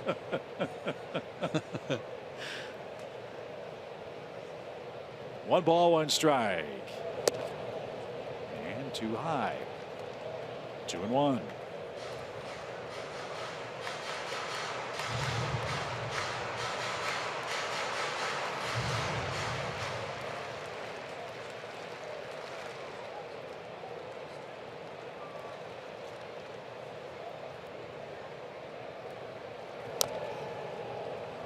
Now Nick fouls one off his body. 2 balls, 2 strikes.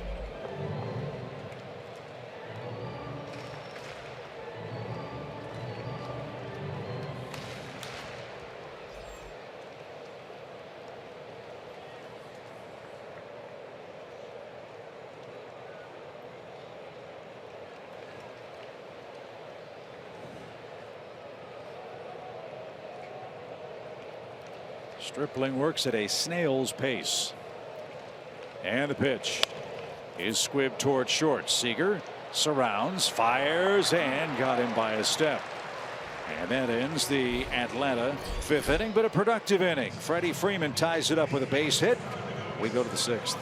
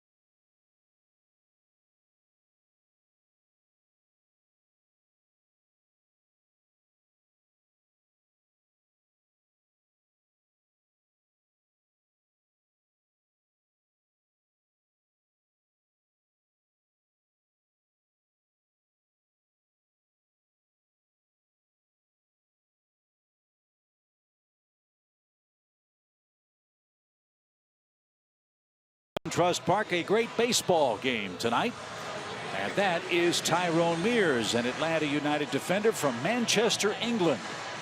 Tea time's in about 24 hours.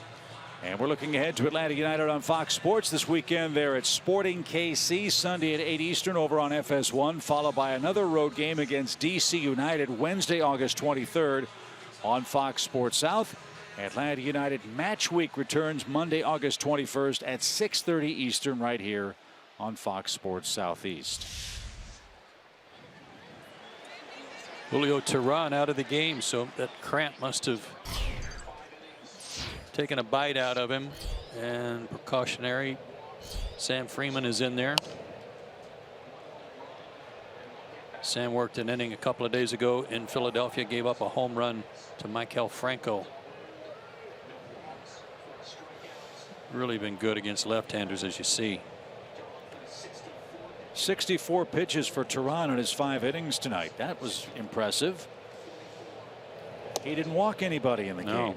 That is excellent work as well. He hit a batter, and that guy came around to score. Right. Leading off the 4th. But only 4 hits on the night, and he's out of the game, tied up. So Freeman a tough row to hoe here with Seager, Taylor, and Bellinger coming up.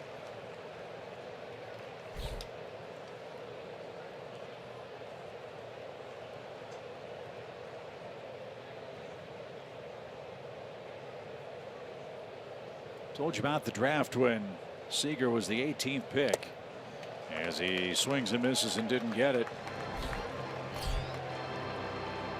And told you that Carlos Correa was the #1 overall pick that year. The Braves got an interesting draft selection that year. #1, they took Lucas Sims themselves. Lucas was the 21st overall choice, 1 spot ahead of Marcus Stroman of Toronto. But the player that the Braves acquired, the 7th overall pick, was Max Fried by the San Diego Padres. Oh. So Atlanta ended up getting 2 of the top 21 picks. Once drafted themselves, once acquired from the Padres.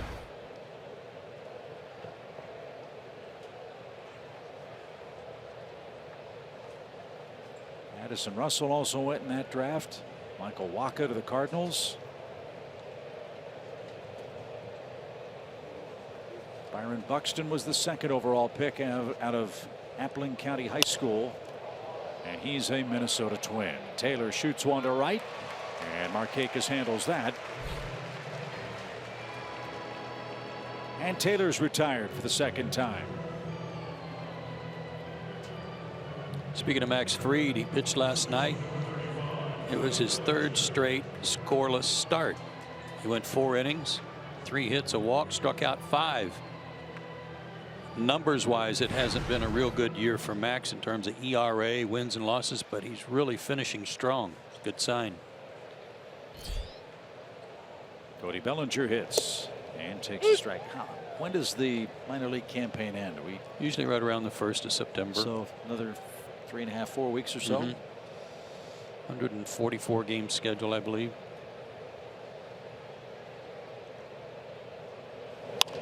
Bellinger pokes one to the left side foul. Got a text from a former Brave earlier tonight who was trying to figure out, after he hit this home run, that former Brave will remain nameless, but he said, how is it that this guy's not been hit by a pitch? Bellinger. He's hit 30 homers and has not been plunked once. That is rather amazing, especially when you consider him a rookie that people would want to know how he responded, or if he liked or didn't mind it, or didn't like being pitched inside. Well, you would think even if a team was trying to push him off the plate, as close as he stands to the plate, something might get him just by accident. Well, let's just say that elbow guard has had no purpose so far this year.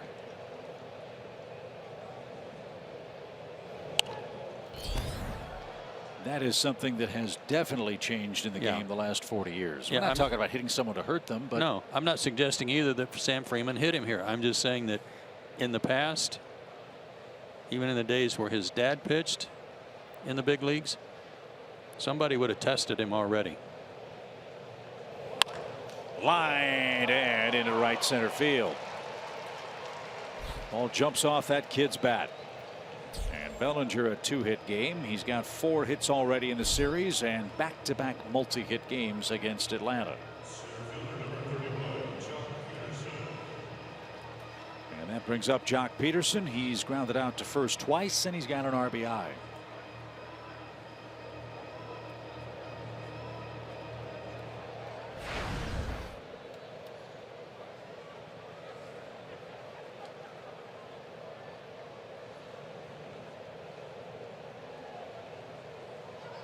Peterson is 25 years old now.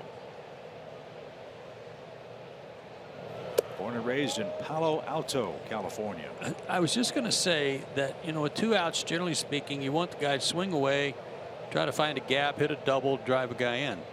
Well, with this kind of shift, and he showed bunt, why not? Even with 2 outs, why not? If you think you can push the ball down the third baseline, put runners at first and second. So a single scores a guy with the next hitter.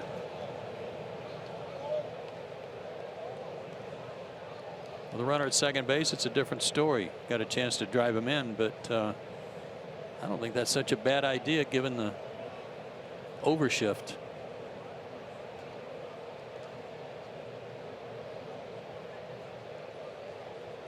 Two-0 count. And that's foul. Well, the old saying, take what the defense gives you. Well, they're giving him the entire left side of the infield. The other part of that, though, is you're handing that responsibility to the next guy, Logan Forsythe, and with 2 outs. And like I said, in the just about any other situation, I'd be critical of that. But if this were Bellinger up there, I'd say swing the bat. You know, hit another homer.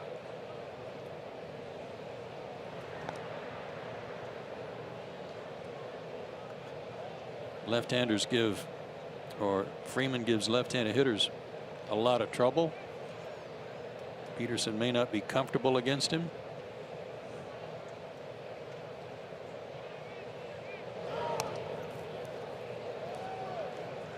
Well, he's tried to bunt a couple of times unsuccessfully, and now he's got a 2-2 count. And also, like I said, if you can bunt. Right. If you can get it down. That's 90% of it, isn't it? Uh-huh.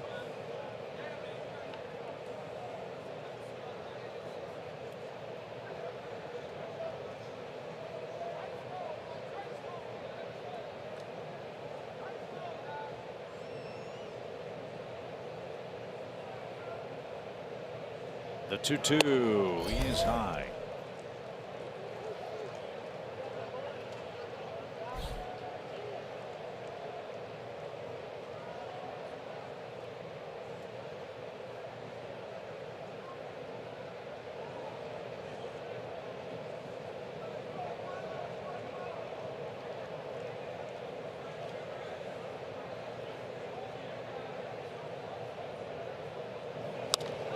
Fly ball right. Markakis retreats. He's to the track, and he makes the play, and that retires Jock Peterson. Danny Santana leads off the Braves in a tie game.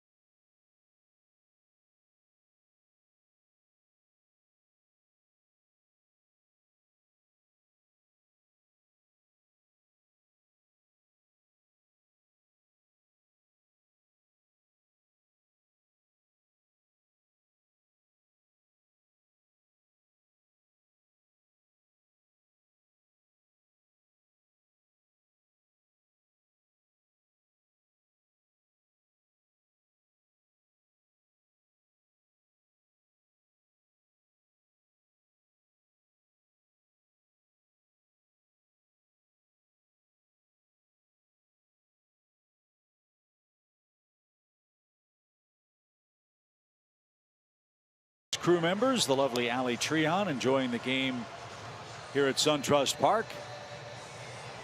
And she's happy to see Danny Santana coming to the plate because this is what he did earlier tonight. Put the Braves on top.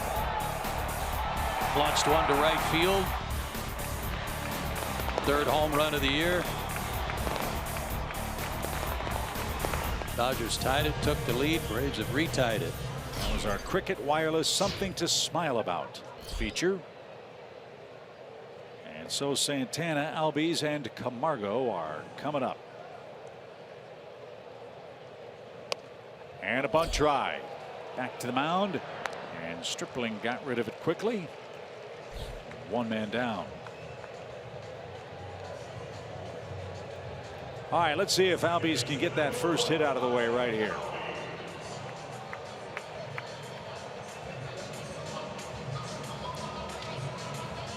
Couple of walks in the big leagues.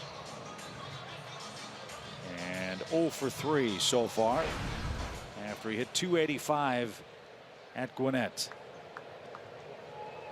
Told you last night he's the 15th native of Curacao to play in the big leagues and the 5th Brave from that beautiful place to come to Atlanta. And he was spending some time with Andrew Jones before the game tonight.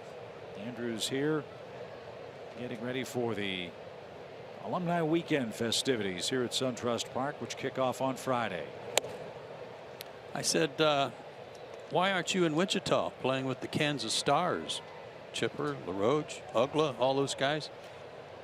He said they asked me to play, and I said, you know, I feel good when I get up in the morning, and I want to continue to feel good. I asked him, why aren't you doing the home run contest on Saturday? Andrew said in his usual deadpan reply, because it will mess up my golf swing. That'll be a lot of fun. It's I believe a softball home run hitting contest. It is? Okay. That's what I heard. I was wondering. And the man I heard it from is a little worried about it. There's the pitch. Ryan Klesko. He said, Chip, hitting a home run with a baseball and trying to hit a home run with a softball, it's two totally different swings. I said, well, you better win. That's all I'm going to tell you. No excuses. I think he'll be there.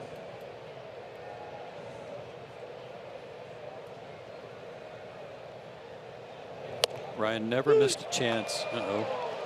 Ryan never missed a chance to swing hard. Paid off nicely for him. Yes, it did. Second strikeout for Stripling. Here's Johan Camargo. He's 1 for 2 tonight. Last 18 home games. Zaxby's indescribably good play. Good work for Johan. Great average, great on base percentage. Big home run last night.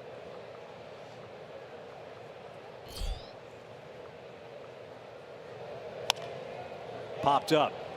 Shallow center. Peterson coming on. He lost his cap and can't get there. Another blue pit for the Braves. Well, Atlanta's had their share of those tonight. 6 hits. I think that's 3. Little things of beauty, little Texas leaguers.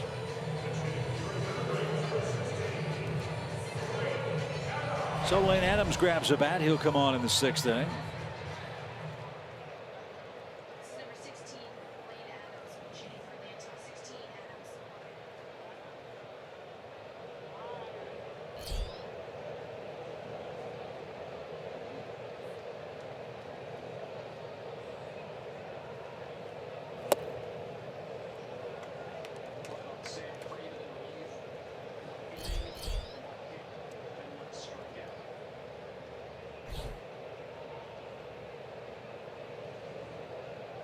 Like to see Lane get into one.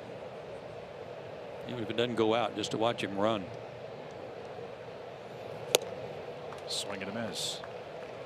He used the term Texas leaguer a second ago. Haven't heard that one in a long time to describe a blue pit.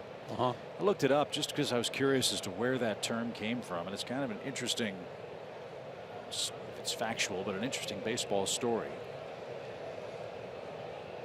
First the pitch to Adams with 2 outs. There's a player named Ollie Pickering who came out of the Texas League. He finally got to the major leagues. His first 7 hits were blue pits. And the fans, the sports writer said, well, there's another one of those Texas League hits. And that's apparently where the urban legend and baseball term came from, based in the early career of a man named Ollie Pickering. The pitch is in the dirt. Did not know that. That's great. 1901. That's when Ollie played. Huh. And he played for one of my favorite teams of all time. The beloved, much maligned, often talked about Cleveland Spiders. Love the Spiders. The pitch. Arguably the worst team ever, record-wise, in baseball history. Would they win like 19 games or something? Well, they were only in operation from 1887 to 1899.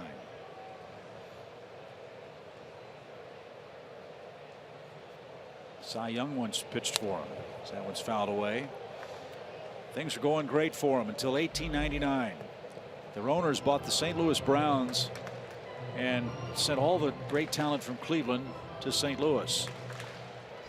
The Cleveland Spiders that year had a 20-134 record. They only finished 84 games behind the Brooklyn Superbas and 35 games out of next to last place. That's a tough year. That's a tough year. The pitch is rolled foul. Their first 16 home games drew 3,100 fans. And because of the bad attendance, the other 11 National League teams refused to go to Cleveland and play them. So they had to finish the year playing 85 of their last 93 games on the road. They were 11-101 away from Cleveland. I was just going to say, on those road trips, we can relate to that. A lot of 3-city trips for the Spiders. Shot toward third, and the peg will be to first. Heck, they probably played a lot more than that. In fact, they had all of their trips 8-legged road trips. How ironic. We go to the 7th.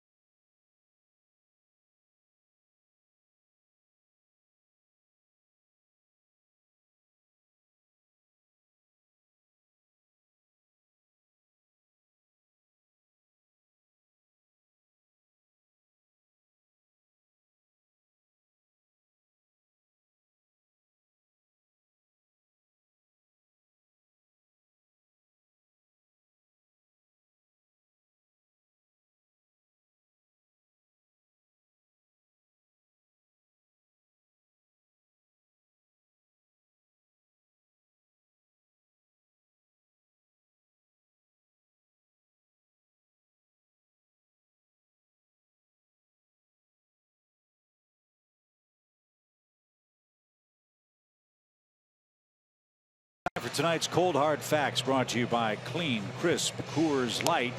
As you know, after 90 games, the Braves had gotten to the 500 mark. Since then, however, things have not gone according to plan for Brian Snitker's club. No, it is cold and hard. 3-12 over those 15 ball games. Look at the pitching ERAs and runners with scoring position. It's those two combinations are not, they don't go together very well if you want to win some ball games. And the difficult part too is the road trip started so well, winning the first 2 games in LA.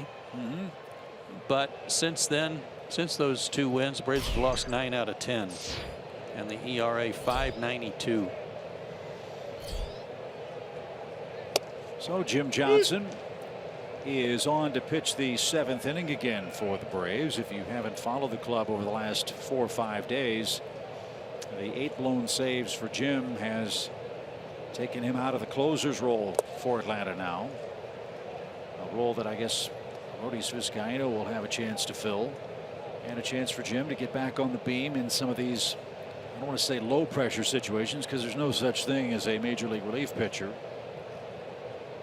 but a situation where if he pitches well, gets in a groove. If he has a little trouble, your team still has some opportunity to come back. And last night, 14 pitches in his inning of relief. Yeah, he looked sharp. And a tie game in the 7th certainly has its share of pressure.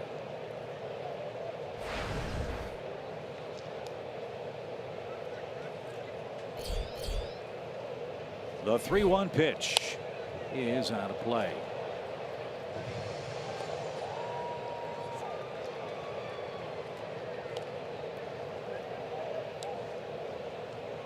During the stretch of trouble for Jim, if there's been a telling number, it's that first guy. If he gets that first man out, more often than not, he has a good outing. It's when the leadoff man gets on with a hit or a walk that Jim's ERA is inflated and the big innings come.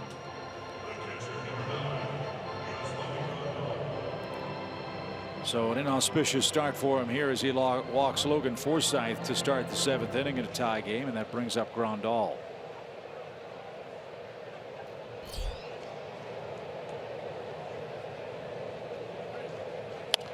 And out of play, foul, a strike. Grandal had a terrific series against the Braves in LA. 6 for 13 with a homer and a couple of other extra base hits, but he had a tough night last night. 0 for 4, 3 strikeouts.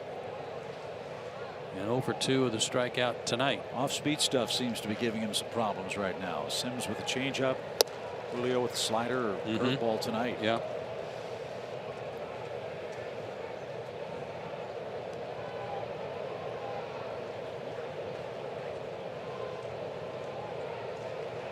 And shifts for Grandal with nobody out. He has the whole left side to play with, and that's way outside. Ball 2. This is the nature of managing a 25-man roster. It's very rare that all 25 guys are clicking and rolling along and having success at the same time. First the 2-1 pitch, and the age-old catch-22 is when a guy's slumping, your natural inclination is, well, let's give him some time off. In the case of a guy like Jim Johnson or any relief pitcher, not pitching, I would think, makes it worse. They've got to get back out there and, as you said, get right back on the horse and figure it out on the fly. Very difficult for a guy that's used to pitching in late innings of close games. And line drive in the center. So the Dodgers get a walk and a hit with nobody out. And Yasiel Puig is coming up.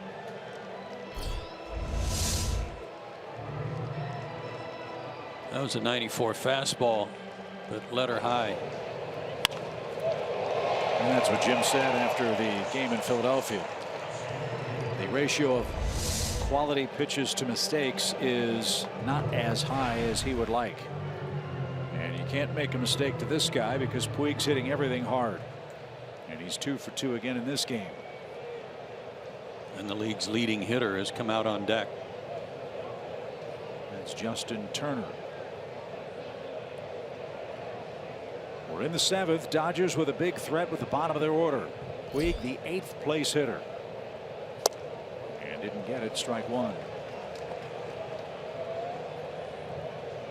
If you're Suzuki, the way Puig has hit the ball to right field tonight makes you want to think about coming in on him, but you better come way in. And they did.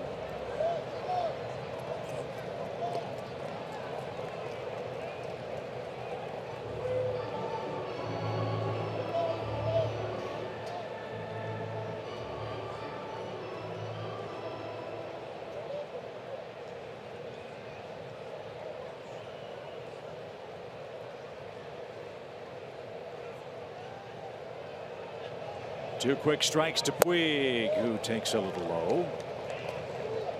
And it's 1 ball, 2 strikes.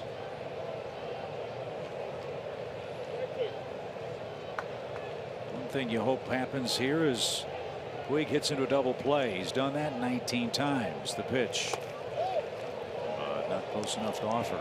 And it's not because he's trying to hit the ball on the ground or hit line drives. It's because he hits the ball so darn hard you can't beat the throw to first. Only Matt Kemp is hitting more double plays than Puig. Kemp with 22. Yasiel with 19. Braves would gladly take one here. Now the 2-2 pitch. Struck him out, and Puig can't advance the runners. Johnson takes care of Puig. Now he's got Turner with the double play in order.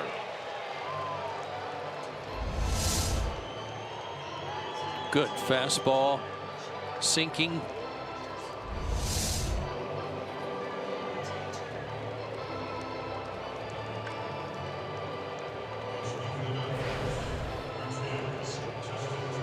So Justin Turner, as Joe said, the leading hitter in the league at 355.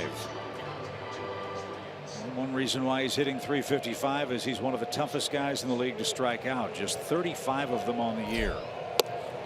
And he's not afraid to lean into one. He's been hit a team high 11 times with a pitched ball this year.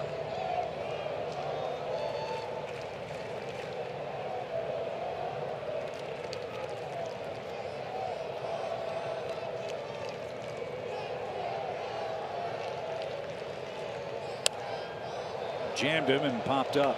He did that last night. Remember, he swung at a pitch. It looked like he was about to hit him and hit a dribbler foul.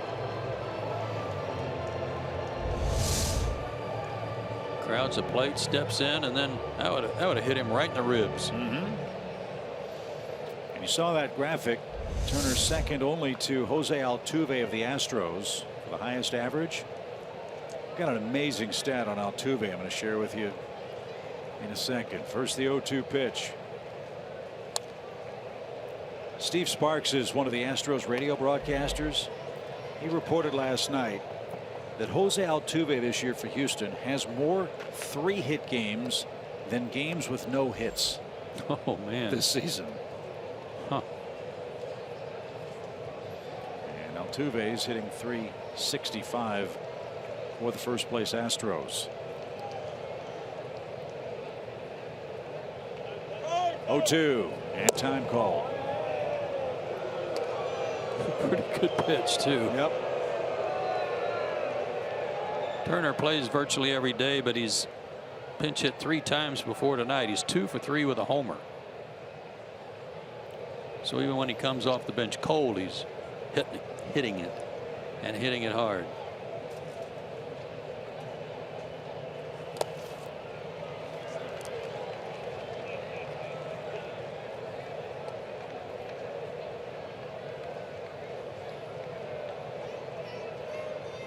Twenty pitches for Jim Johnson tonight. Rex Brothers up in the Atlanta pen with Utley and Seager next. And the pitch popped up into shallow right. Markakis is going to grab that. And no advance by Forsythe. So how about that? Puig and Turner can't advance or score a Dodger run. There are 2 outs. And Jim Johnson will be taken down as the Braves go lefty-lefty here. And he's made good pitches when he had to. So Johnson goes 2/3 of an inning, a hit, a walk, a strikeout. He'll leave with 2 runners aboard. Brothers versus Utley is the scheduled matchup. We'll see if that remains in play in a tie game here in the 7th inning.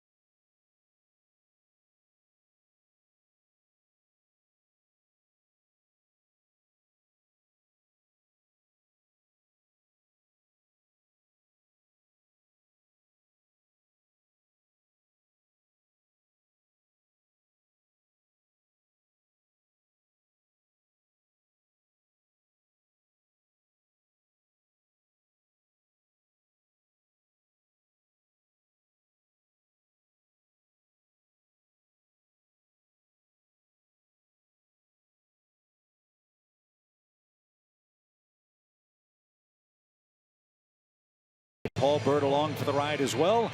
Beautiful night for baseball at SunTrust Park as we take a live look in from our Xfinity cam in right field.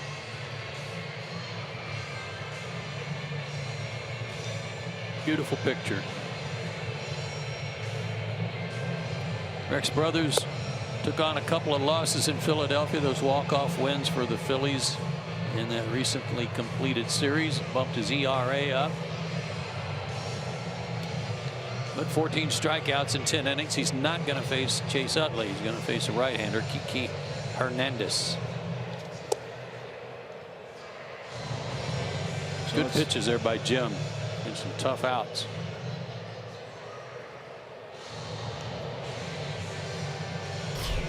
So Brothers is ready. Hernandez announced.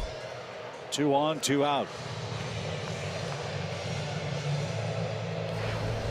Julio Teheran pitched 5 innings tonight, 4 hits, 3 runs. He swung the bat earlier tonight and had some leg discomfort. We've gotten no official notification as to what's bothering him or if that was the reason for him coming out after his 5 innings.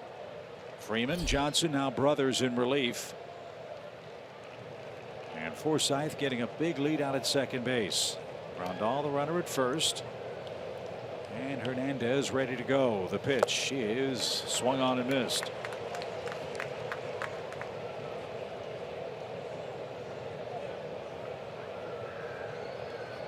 Hernandez has had the most pinch hit appearances for the Dodgers this year. This is his 26th pinch hit at bat. He has 4 hits, including a home run.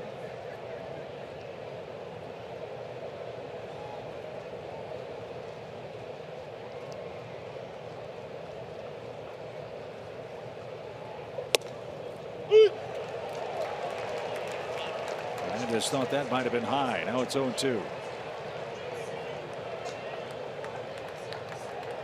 28,107 the announced attendance.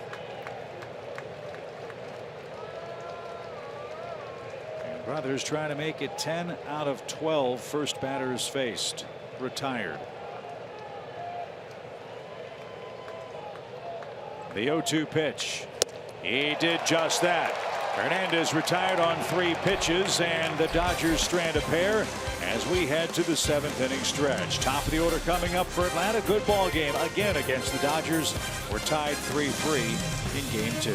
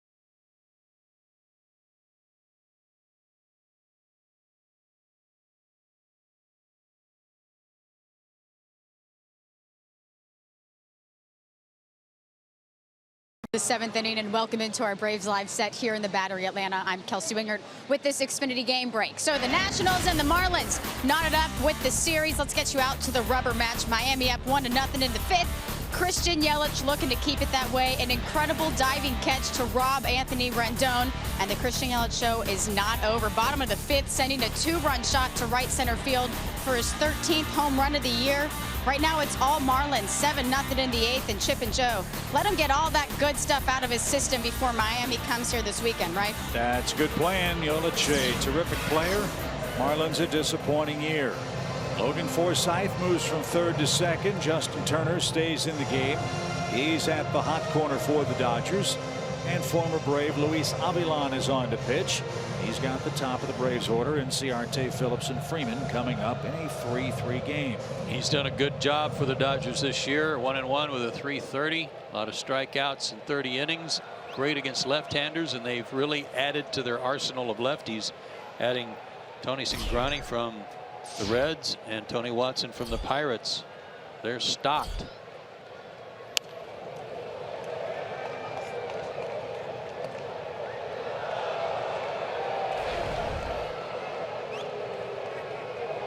Talked last night. You mentioned the potential opponents in postseason play for the Dodgers. They could already start thinking about that, preparing for it. Nationals with some solid left-handed hitting. Cubs too. A 1 pitch. And that's a little low. Nationals have to be a little concerned with Strasburg being injured. And Max Scherzer having to leave the game with a bad neck last night. Scherzer said he was going to see the chiropractor today, and he hopes to make his next start. As Kelsey just reported, another rough night as the Marlins have scored 7 runs twice against Washington in that series down in Miami. The only team we have not seen yet in the National League is Colorado. We've seen them all except the Rockies. We know all about the Nationals and how good they are. The Braves saw the Cubs get hot right after the All-Star break. They're on an unbelievable second half run, winning 14 of 17. And now we see LA 20-2 since the 4th of July. Little roller hit toward Forsythe. He's going to flip to first and just got him. 4-out number 1. That was close. That was surprising that he took the time to change it over to the bare hand and still got him. Good play. I think he was tempted to use the glove flip, but he did get under by a half step.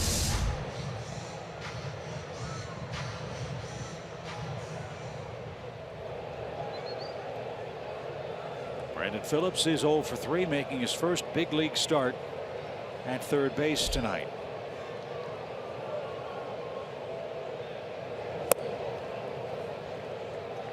One ball, no strikes.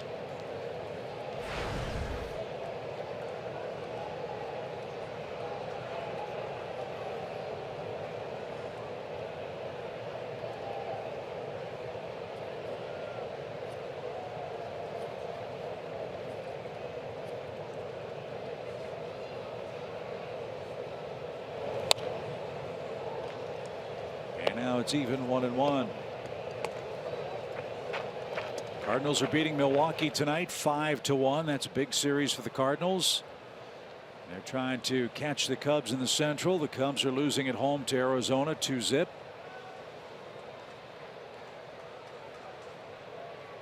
Reds 3, Pirates 2. That game's in the 8th. Pittsburgh can't beat Cincinnati this year, which has cost them dearly in the Central race. The pitch. All about the Braves' troubles with the Phillies. Try this on for size. Pittsburgh is 1-7 against the Reds this year. Sounds familiar.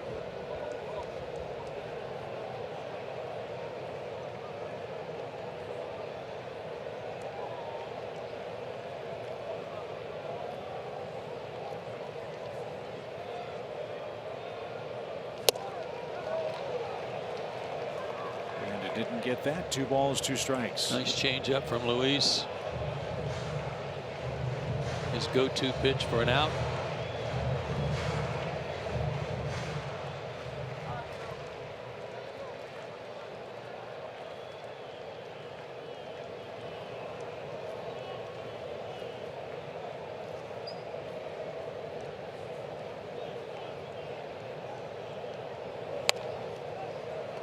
4 seasons ago, Luis Avilan had a great campaign with the Braves.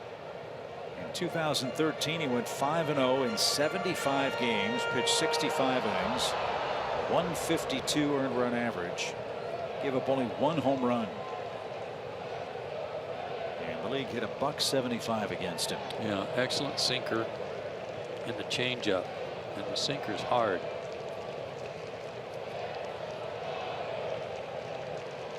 The 2-2. Sharply hit to Seager. He makes the play and throws to first. 2 outs. Alex Wood, Jim Johnson, Jose Peraza, and Bronson Arroyo came from the Braves for Hector Oliveira, Paco Rodriguez, and Zach Bird. And we will see Alex Wood face the Braves again tomorrow night. Braves snapped his perfect 11-0 record, and they jumped all over him at Dodger Stadium.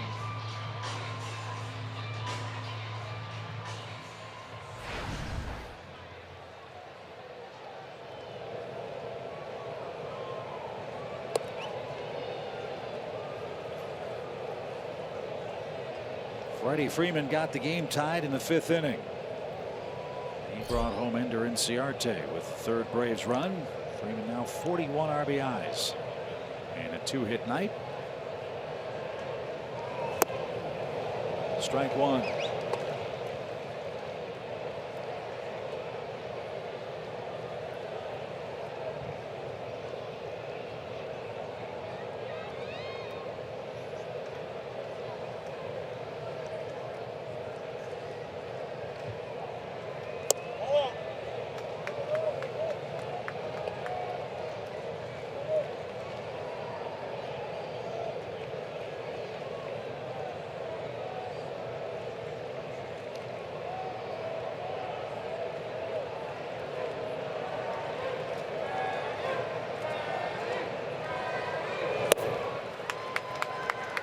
Good eye by Freeman. 2 balls and a strike.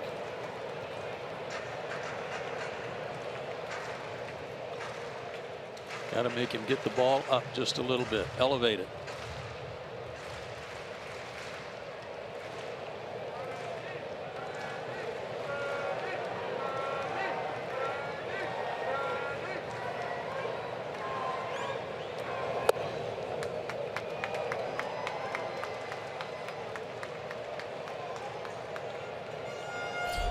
Suzuki would be next. This will be an interesting pitch choice here. 3-1. Wouldn't surprise me to see him throw a changeup. Looks like they gave a fastball sign. With a good sinker in a good spot.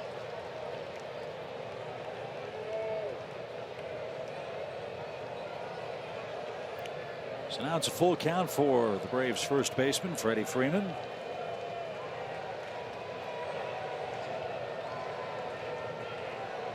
Now the change. And it was taken low. So Freddie's aboard for the 3rd time tonight. First base runner allowed by Avilan, and now Kurt Suzuki's the batter. Here's the sometimes mayor of Ringgold, Georgia, Rick Honeycutt, looks on from the Dodger dugout. Well, he has done an outstanding job for a lot of years with this Dodgers pitching staff. He's got his book there at the ready. Scouting reports on all the Braves hitters and their hot zones, cold zones, how they want to pitch them.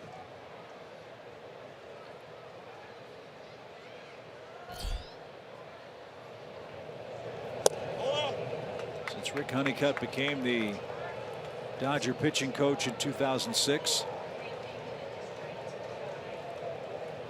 Dodgers ranked 1st in the National League, or excuse me, in the major leagues in ERA, strikeouts, strikeout to walk ratio, and every opponent's offensive slash line.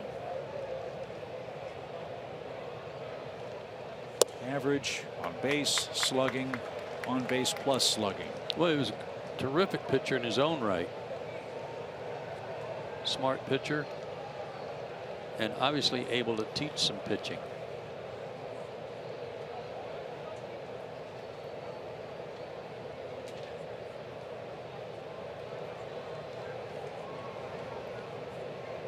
2 balls, no strikes, and we did get word on Julio Teheran. It wasn't the calf. It was a little higher than the calf. Yeah, surprised me. Cramping in the right thigh is what ended Julio's night prematurely tonight. Never had a cramp in my right thigh, have you? Or left? No. 2-0. Unlike the calf cramps, which only happen when the sun goes down, usually those thigh cramps happen in the daytime. That's why they're such a rare thing. Somebody said the only thing worse than having one of those calf cramps in the middle of the night is when you wake up and you step on a Lego in your bare feet. That's just uncalled for. And then you start dancing around and kick the foot of the bed. Yep. That's a rough night. That's not good. Forget about the cramp. Ball 4. Back-to-back walks. So that's not going to make Rick Honeycutt happy. After the walk to Freeman, they didn't give Suzuki much to hit. Now they've got a lefty-lefty matchup with Markakis, who also has been walking quite a bit. Let's see how this works out. Nick 0 for 1, 2 walks. He scored a run. Danger here for the Dodgers. A single could put the Braves in front. And Nick is 0 for 2 in his career against Avila.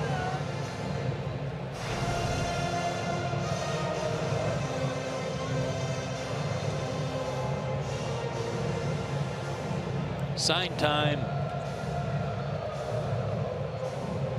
I'm thinking hit time. Yeah.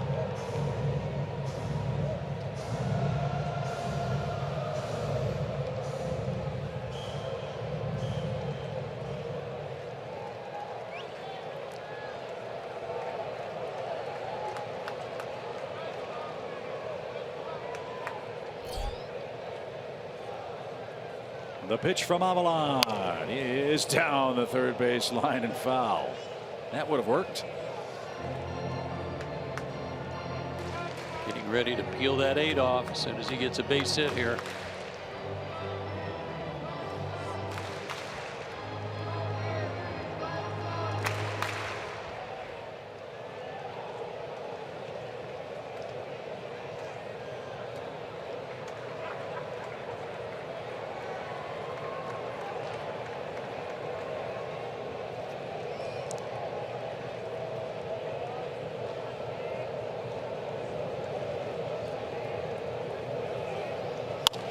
Up the middle off Avalon and knocked down in the infield. Freeman around third. He's going to try. The throw is going to beat it.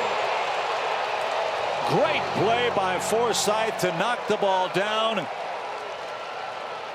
He throws out Freddie Freeman on the play at the plate. And the Dodgers keep the Braves off the scoreboard in the bottom of the 7th inning. So we go to the 8th. Great ball game. Great effort by Forsythe. Markakis almost put the Braves in front on what's proven to be a very busy and exciting day here at SunTrust Park. For more on that, let's join Kelsey Winger. Hey, well, thank you, Chip. Now, I want to talk about Hiring Our Heroes. It's an organization designed to help veterans, service members, and military spouses find meaningful employment opportunities. And they set up shop here at SunTrust Park earlier today to help area job seekers with workshops and employment opportunities from all around the region. So we've got a terrific turnout here. In addition to hundreds of people that have served in our military, we also have about 70 companies that are here. We're at full capacity as far as the number of companies that come out. So I think it's a reflection on the interest of all these companies throughout the Southeast to come here and try to hire former military members and really use what their talents were in the military into whatever career that they're trying to pursue here. So Hiring Our Heroes has actually partnered with more than 20 professional sporting teams from baseball, basketball, and hockey to help veterans from their community out after they get out. And Chip and Joe, we know how much of an organization the Braves are, how much they do for the community, and they really did it over the top today. I agree, Kelsey. That's a great program. I hope it's one that's beneficial to those folks from our military. I know it will be and continue to be something very helpful to them and get reacclimated, let's say, into public life. Couldn't have said it better. And Great way to cap that early afternoon action at SunTrust Park with a great game tonight. Our Chevy game summary has us tied as we head to the top of the 8th. Yeah, Danny Santana with the big blow, a 2-run homer. That was in the 2nd inning. Freddie Freeman's had a couple of knocks, and Julio Teheran a good outing. He gave up 3 runs. They were all earned, but one of those was after he had hit a batter to lead off the 4th, so they scored a run without benefit of a hit. And Cody Bellinger continues to do his thing, his 30th home run for the rookie. The 10th in National League history to be a rookie with 30 or more homers. So the 8th inning features Brothers versus Seager to get things started. Seager's 0 for 3 with a couple of swinging strikeouts. He's got 18 homers, so watch out for this kid. And that skipped off the plate. 1 ball, no strikes.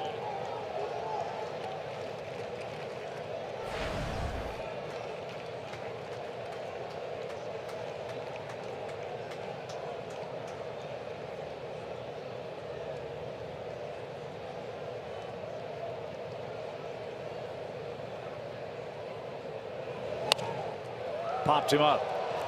Freeman near the Braves dugout at the railing is going to have room. He'll make the play. That helps the cause. Seager retired, 1 out. We have not seen many plays like that in this ballpark in the first year. Unlike Dodger Stadium, there is maybe 1/10 the amount of foul ground here at SunTrust Park. That's a very good point. We have not seen many catches over by the railings.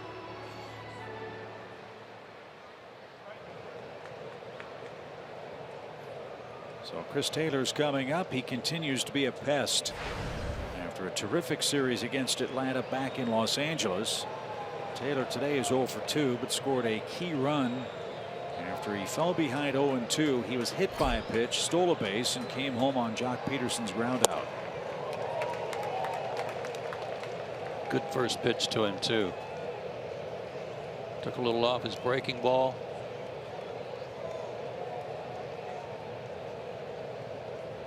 Good job last inning by Brothers. 3-pitch strikeout. And bouncing ball to the camera well past the Dodger dugout. 0-2 the count.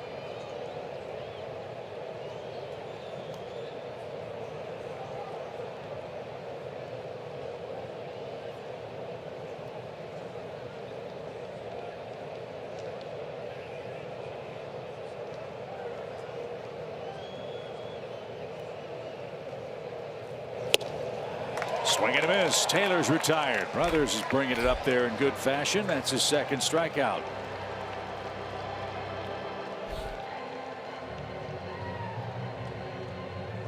Two down. And here's Bellinger. As Joe said, maybe the most amazing stat on Bellinger's offensive line this year. Hasn't been hit by a pitch. And he's got 30 homers.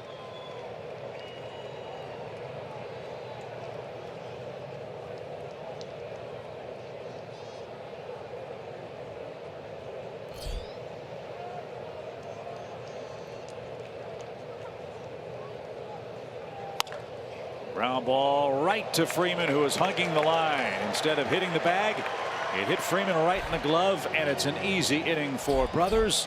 He's retired all 4 Dodgers he was assigned tonight.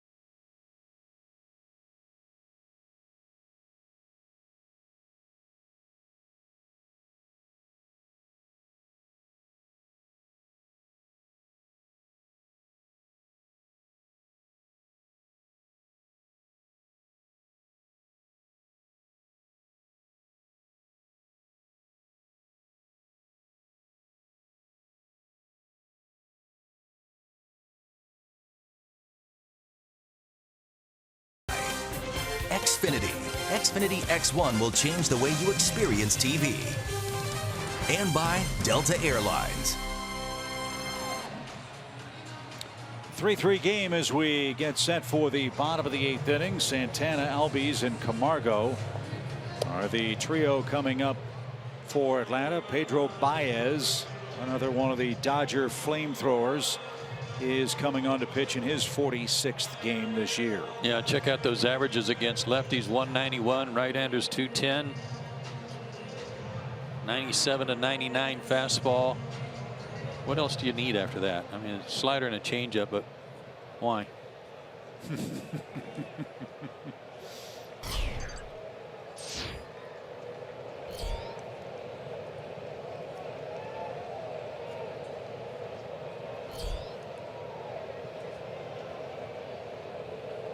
Danny Santana with a 2-run homer tonight.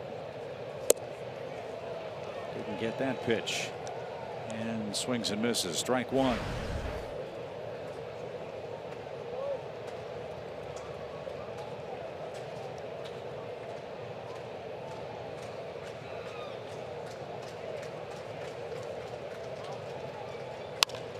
Lifted toward left and right at Taylor, who makes the play.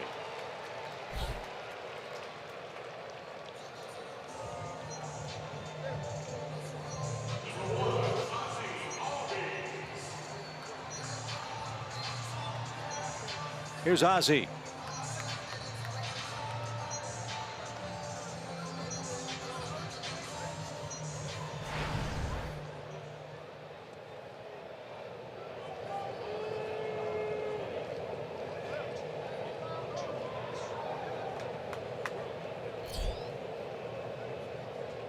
Albies 0 for 2 tonight with a base on balls.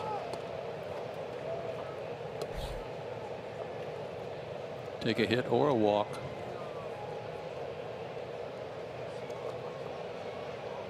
Well, they've got Seager way up the middle for him. Turner in on the grass. As Ozzie waits for Baez to find one he likes.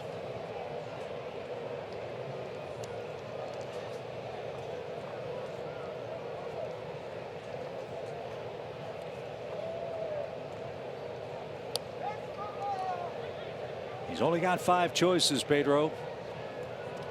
1 ball, no strikes.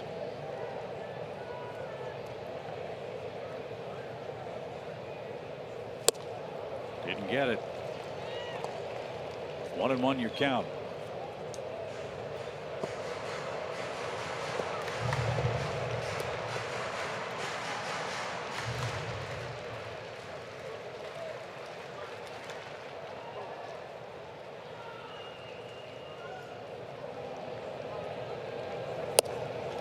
Right there, a ball and 2 strikes.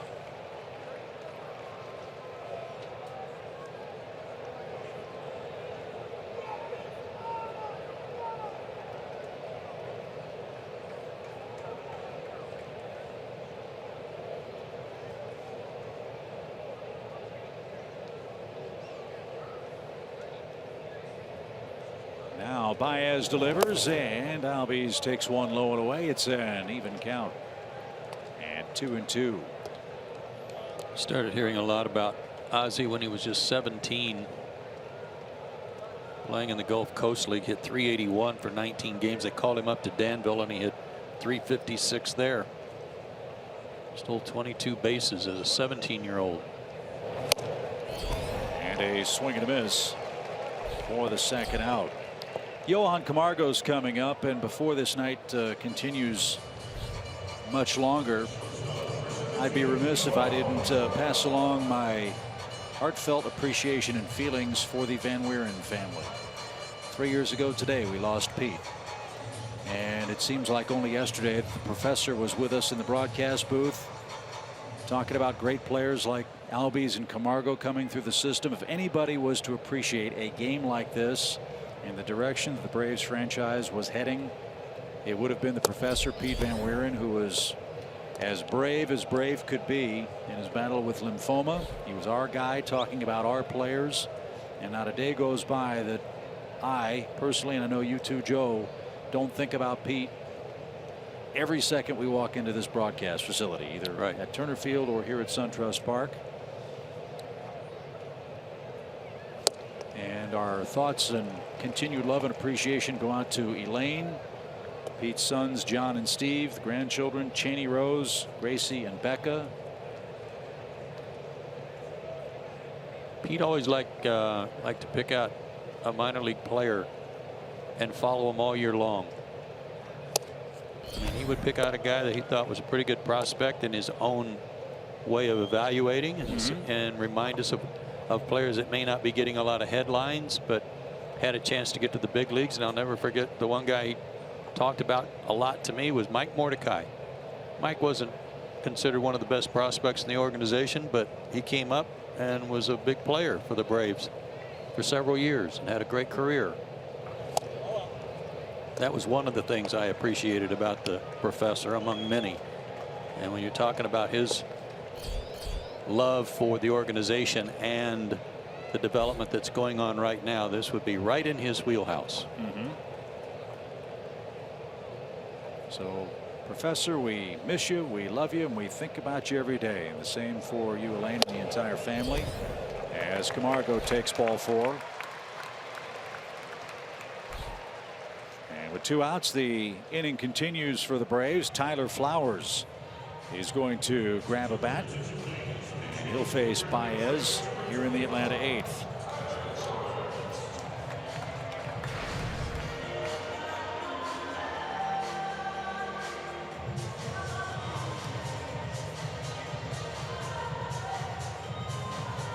Something else Pete was good for is if you ever needed a blue pen, you knew where to go. Yep. Just open up the briefcase. There'd be about 40 of them lined up. 109 degrees. Start to do your open on TV and you go, oh my gosh, I forgot my sport coat. He always had one. The only one. Right. He had it on too. High fly ball hit well to right. Puig turns. That ball is gone. Tyler Flowers with a pinch hit home run. I think Pete had something to do with that.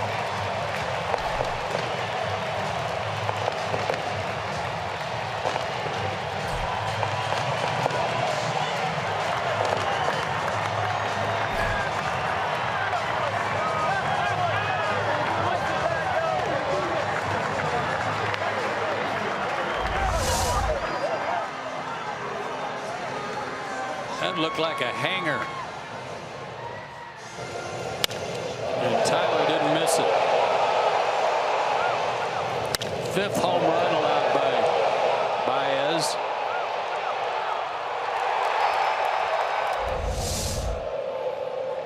So how about the recipe again? A walk and then a homer. Ground ball right side. Nice stop, Bellinger. Can't get it out of his glove, though. And Inciarte is going to reach with 2 outs.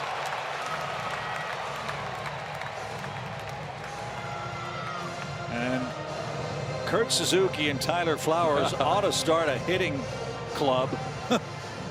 Catchers only. Yeah. I mean, those 2 guys have been unbelievable. I know. So Atlanta a chance to snap another Dodger streak. The one you talked about earlier. But first, the home run pitch. Yeah, it was a slider that just didn't do anything but hang up there for Tyler and hope that he could hit it. And he did. Didn't foul it off. Didn't miss it. He nailed it. And that streak is the Dodgers have a 53-game winning streak since May 17th in games in which they led at any time. They've led a couple of times tonight. And now they've only got 3 outs left, and they're trailing 5-3. And the Braves trying very hard to snap their 6-game losing streak, which is their longest of the year.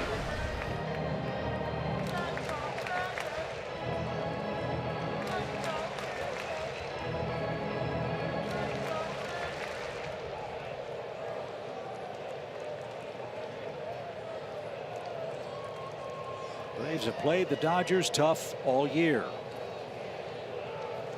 Chance to get the season series tied at 3 games apiece with 1 more tomorrow. Here's something else about that pinch hit homer is that the Braves still have Matt Adams on the bench, a left-handed hitter, and it might say something about Matt still not feeling right after he came out of the game last night with dizziness. Good point.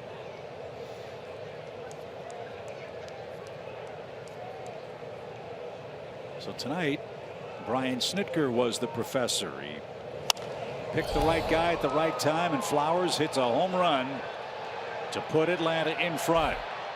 That'll take care of Brandon Phillips. A walk, a homer, and an infield hit.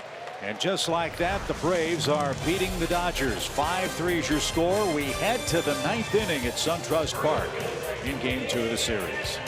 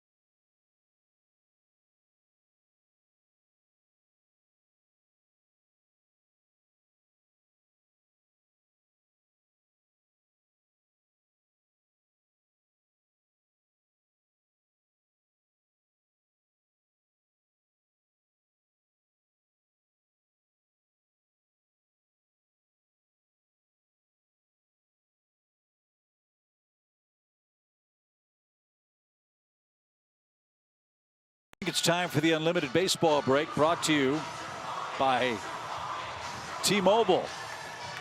Big stories around the big leagues last night. Neither Max Scherzer nor John Lester had ever hit a major league home run until last night. And as you mentioned, bad news for Miami.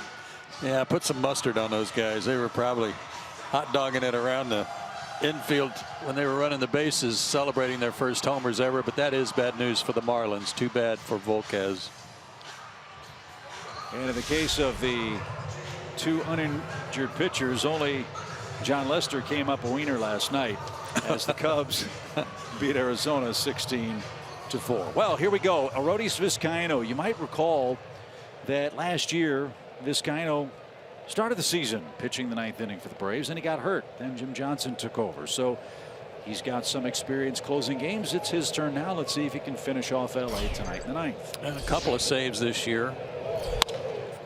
That'll help. Jock Peterson swings the first pitch and skies it to center. And there's the first out. A couple of saves this year when Jim had a lot of work and needed a break on a day where the Braves needed a closer out there, and Vizcaino served that purpose.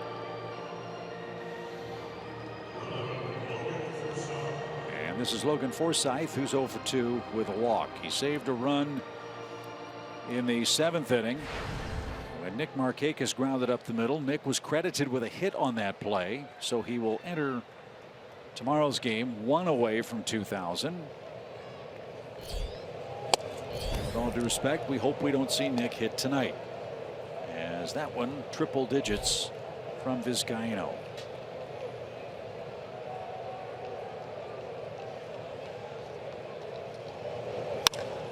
Another chance for Ender. This one's smoked though.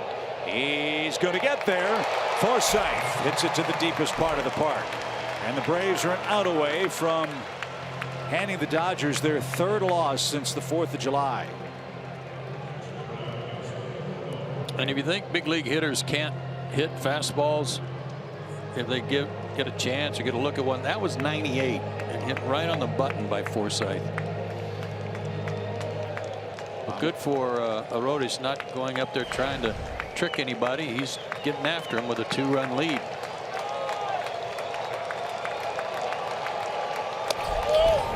Cox always said, hitters at this level can time a jet. And he's right. As Dave Roberts' glove down to its final out. Grandal 1 for 3 tonight. Braves with 5 runs on 9 hits. Tyler Flowers pinch hit 8th inning home run. The difference maker, one of two run homers the Braves have hit this evening, the other by Danny Santana in the second.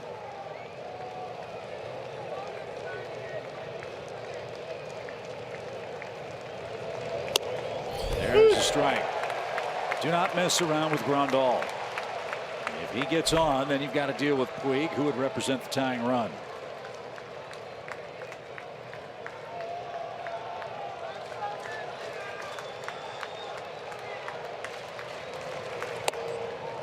Ball 3.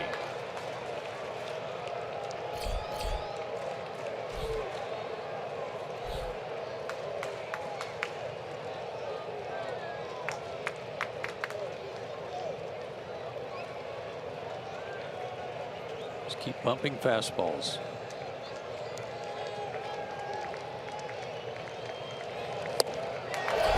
He heard you.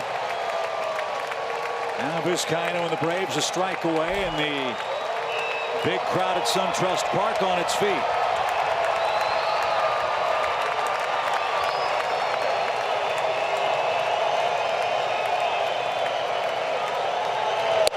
Ball game. Vizcaino at 98. Gets the strikeout, gets the save. The Braves even up the series and snap that very long and impressive streak by Los Angeles, thanks to the heroics of Tyler Flowers and Vizcaino in the 8th and 9th innings. How about Aroldis' reaction here? Wow, big time fist pump. Fired up to have this opportunity and made the best of it. 3 up and 3 down. That away. Rex Brothers the winner, Vizcaino the save. Losing pitcher is Pedro Baez, and the rubber match comes your way tomorrow.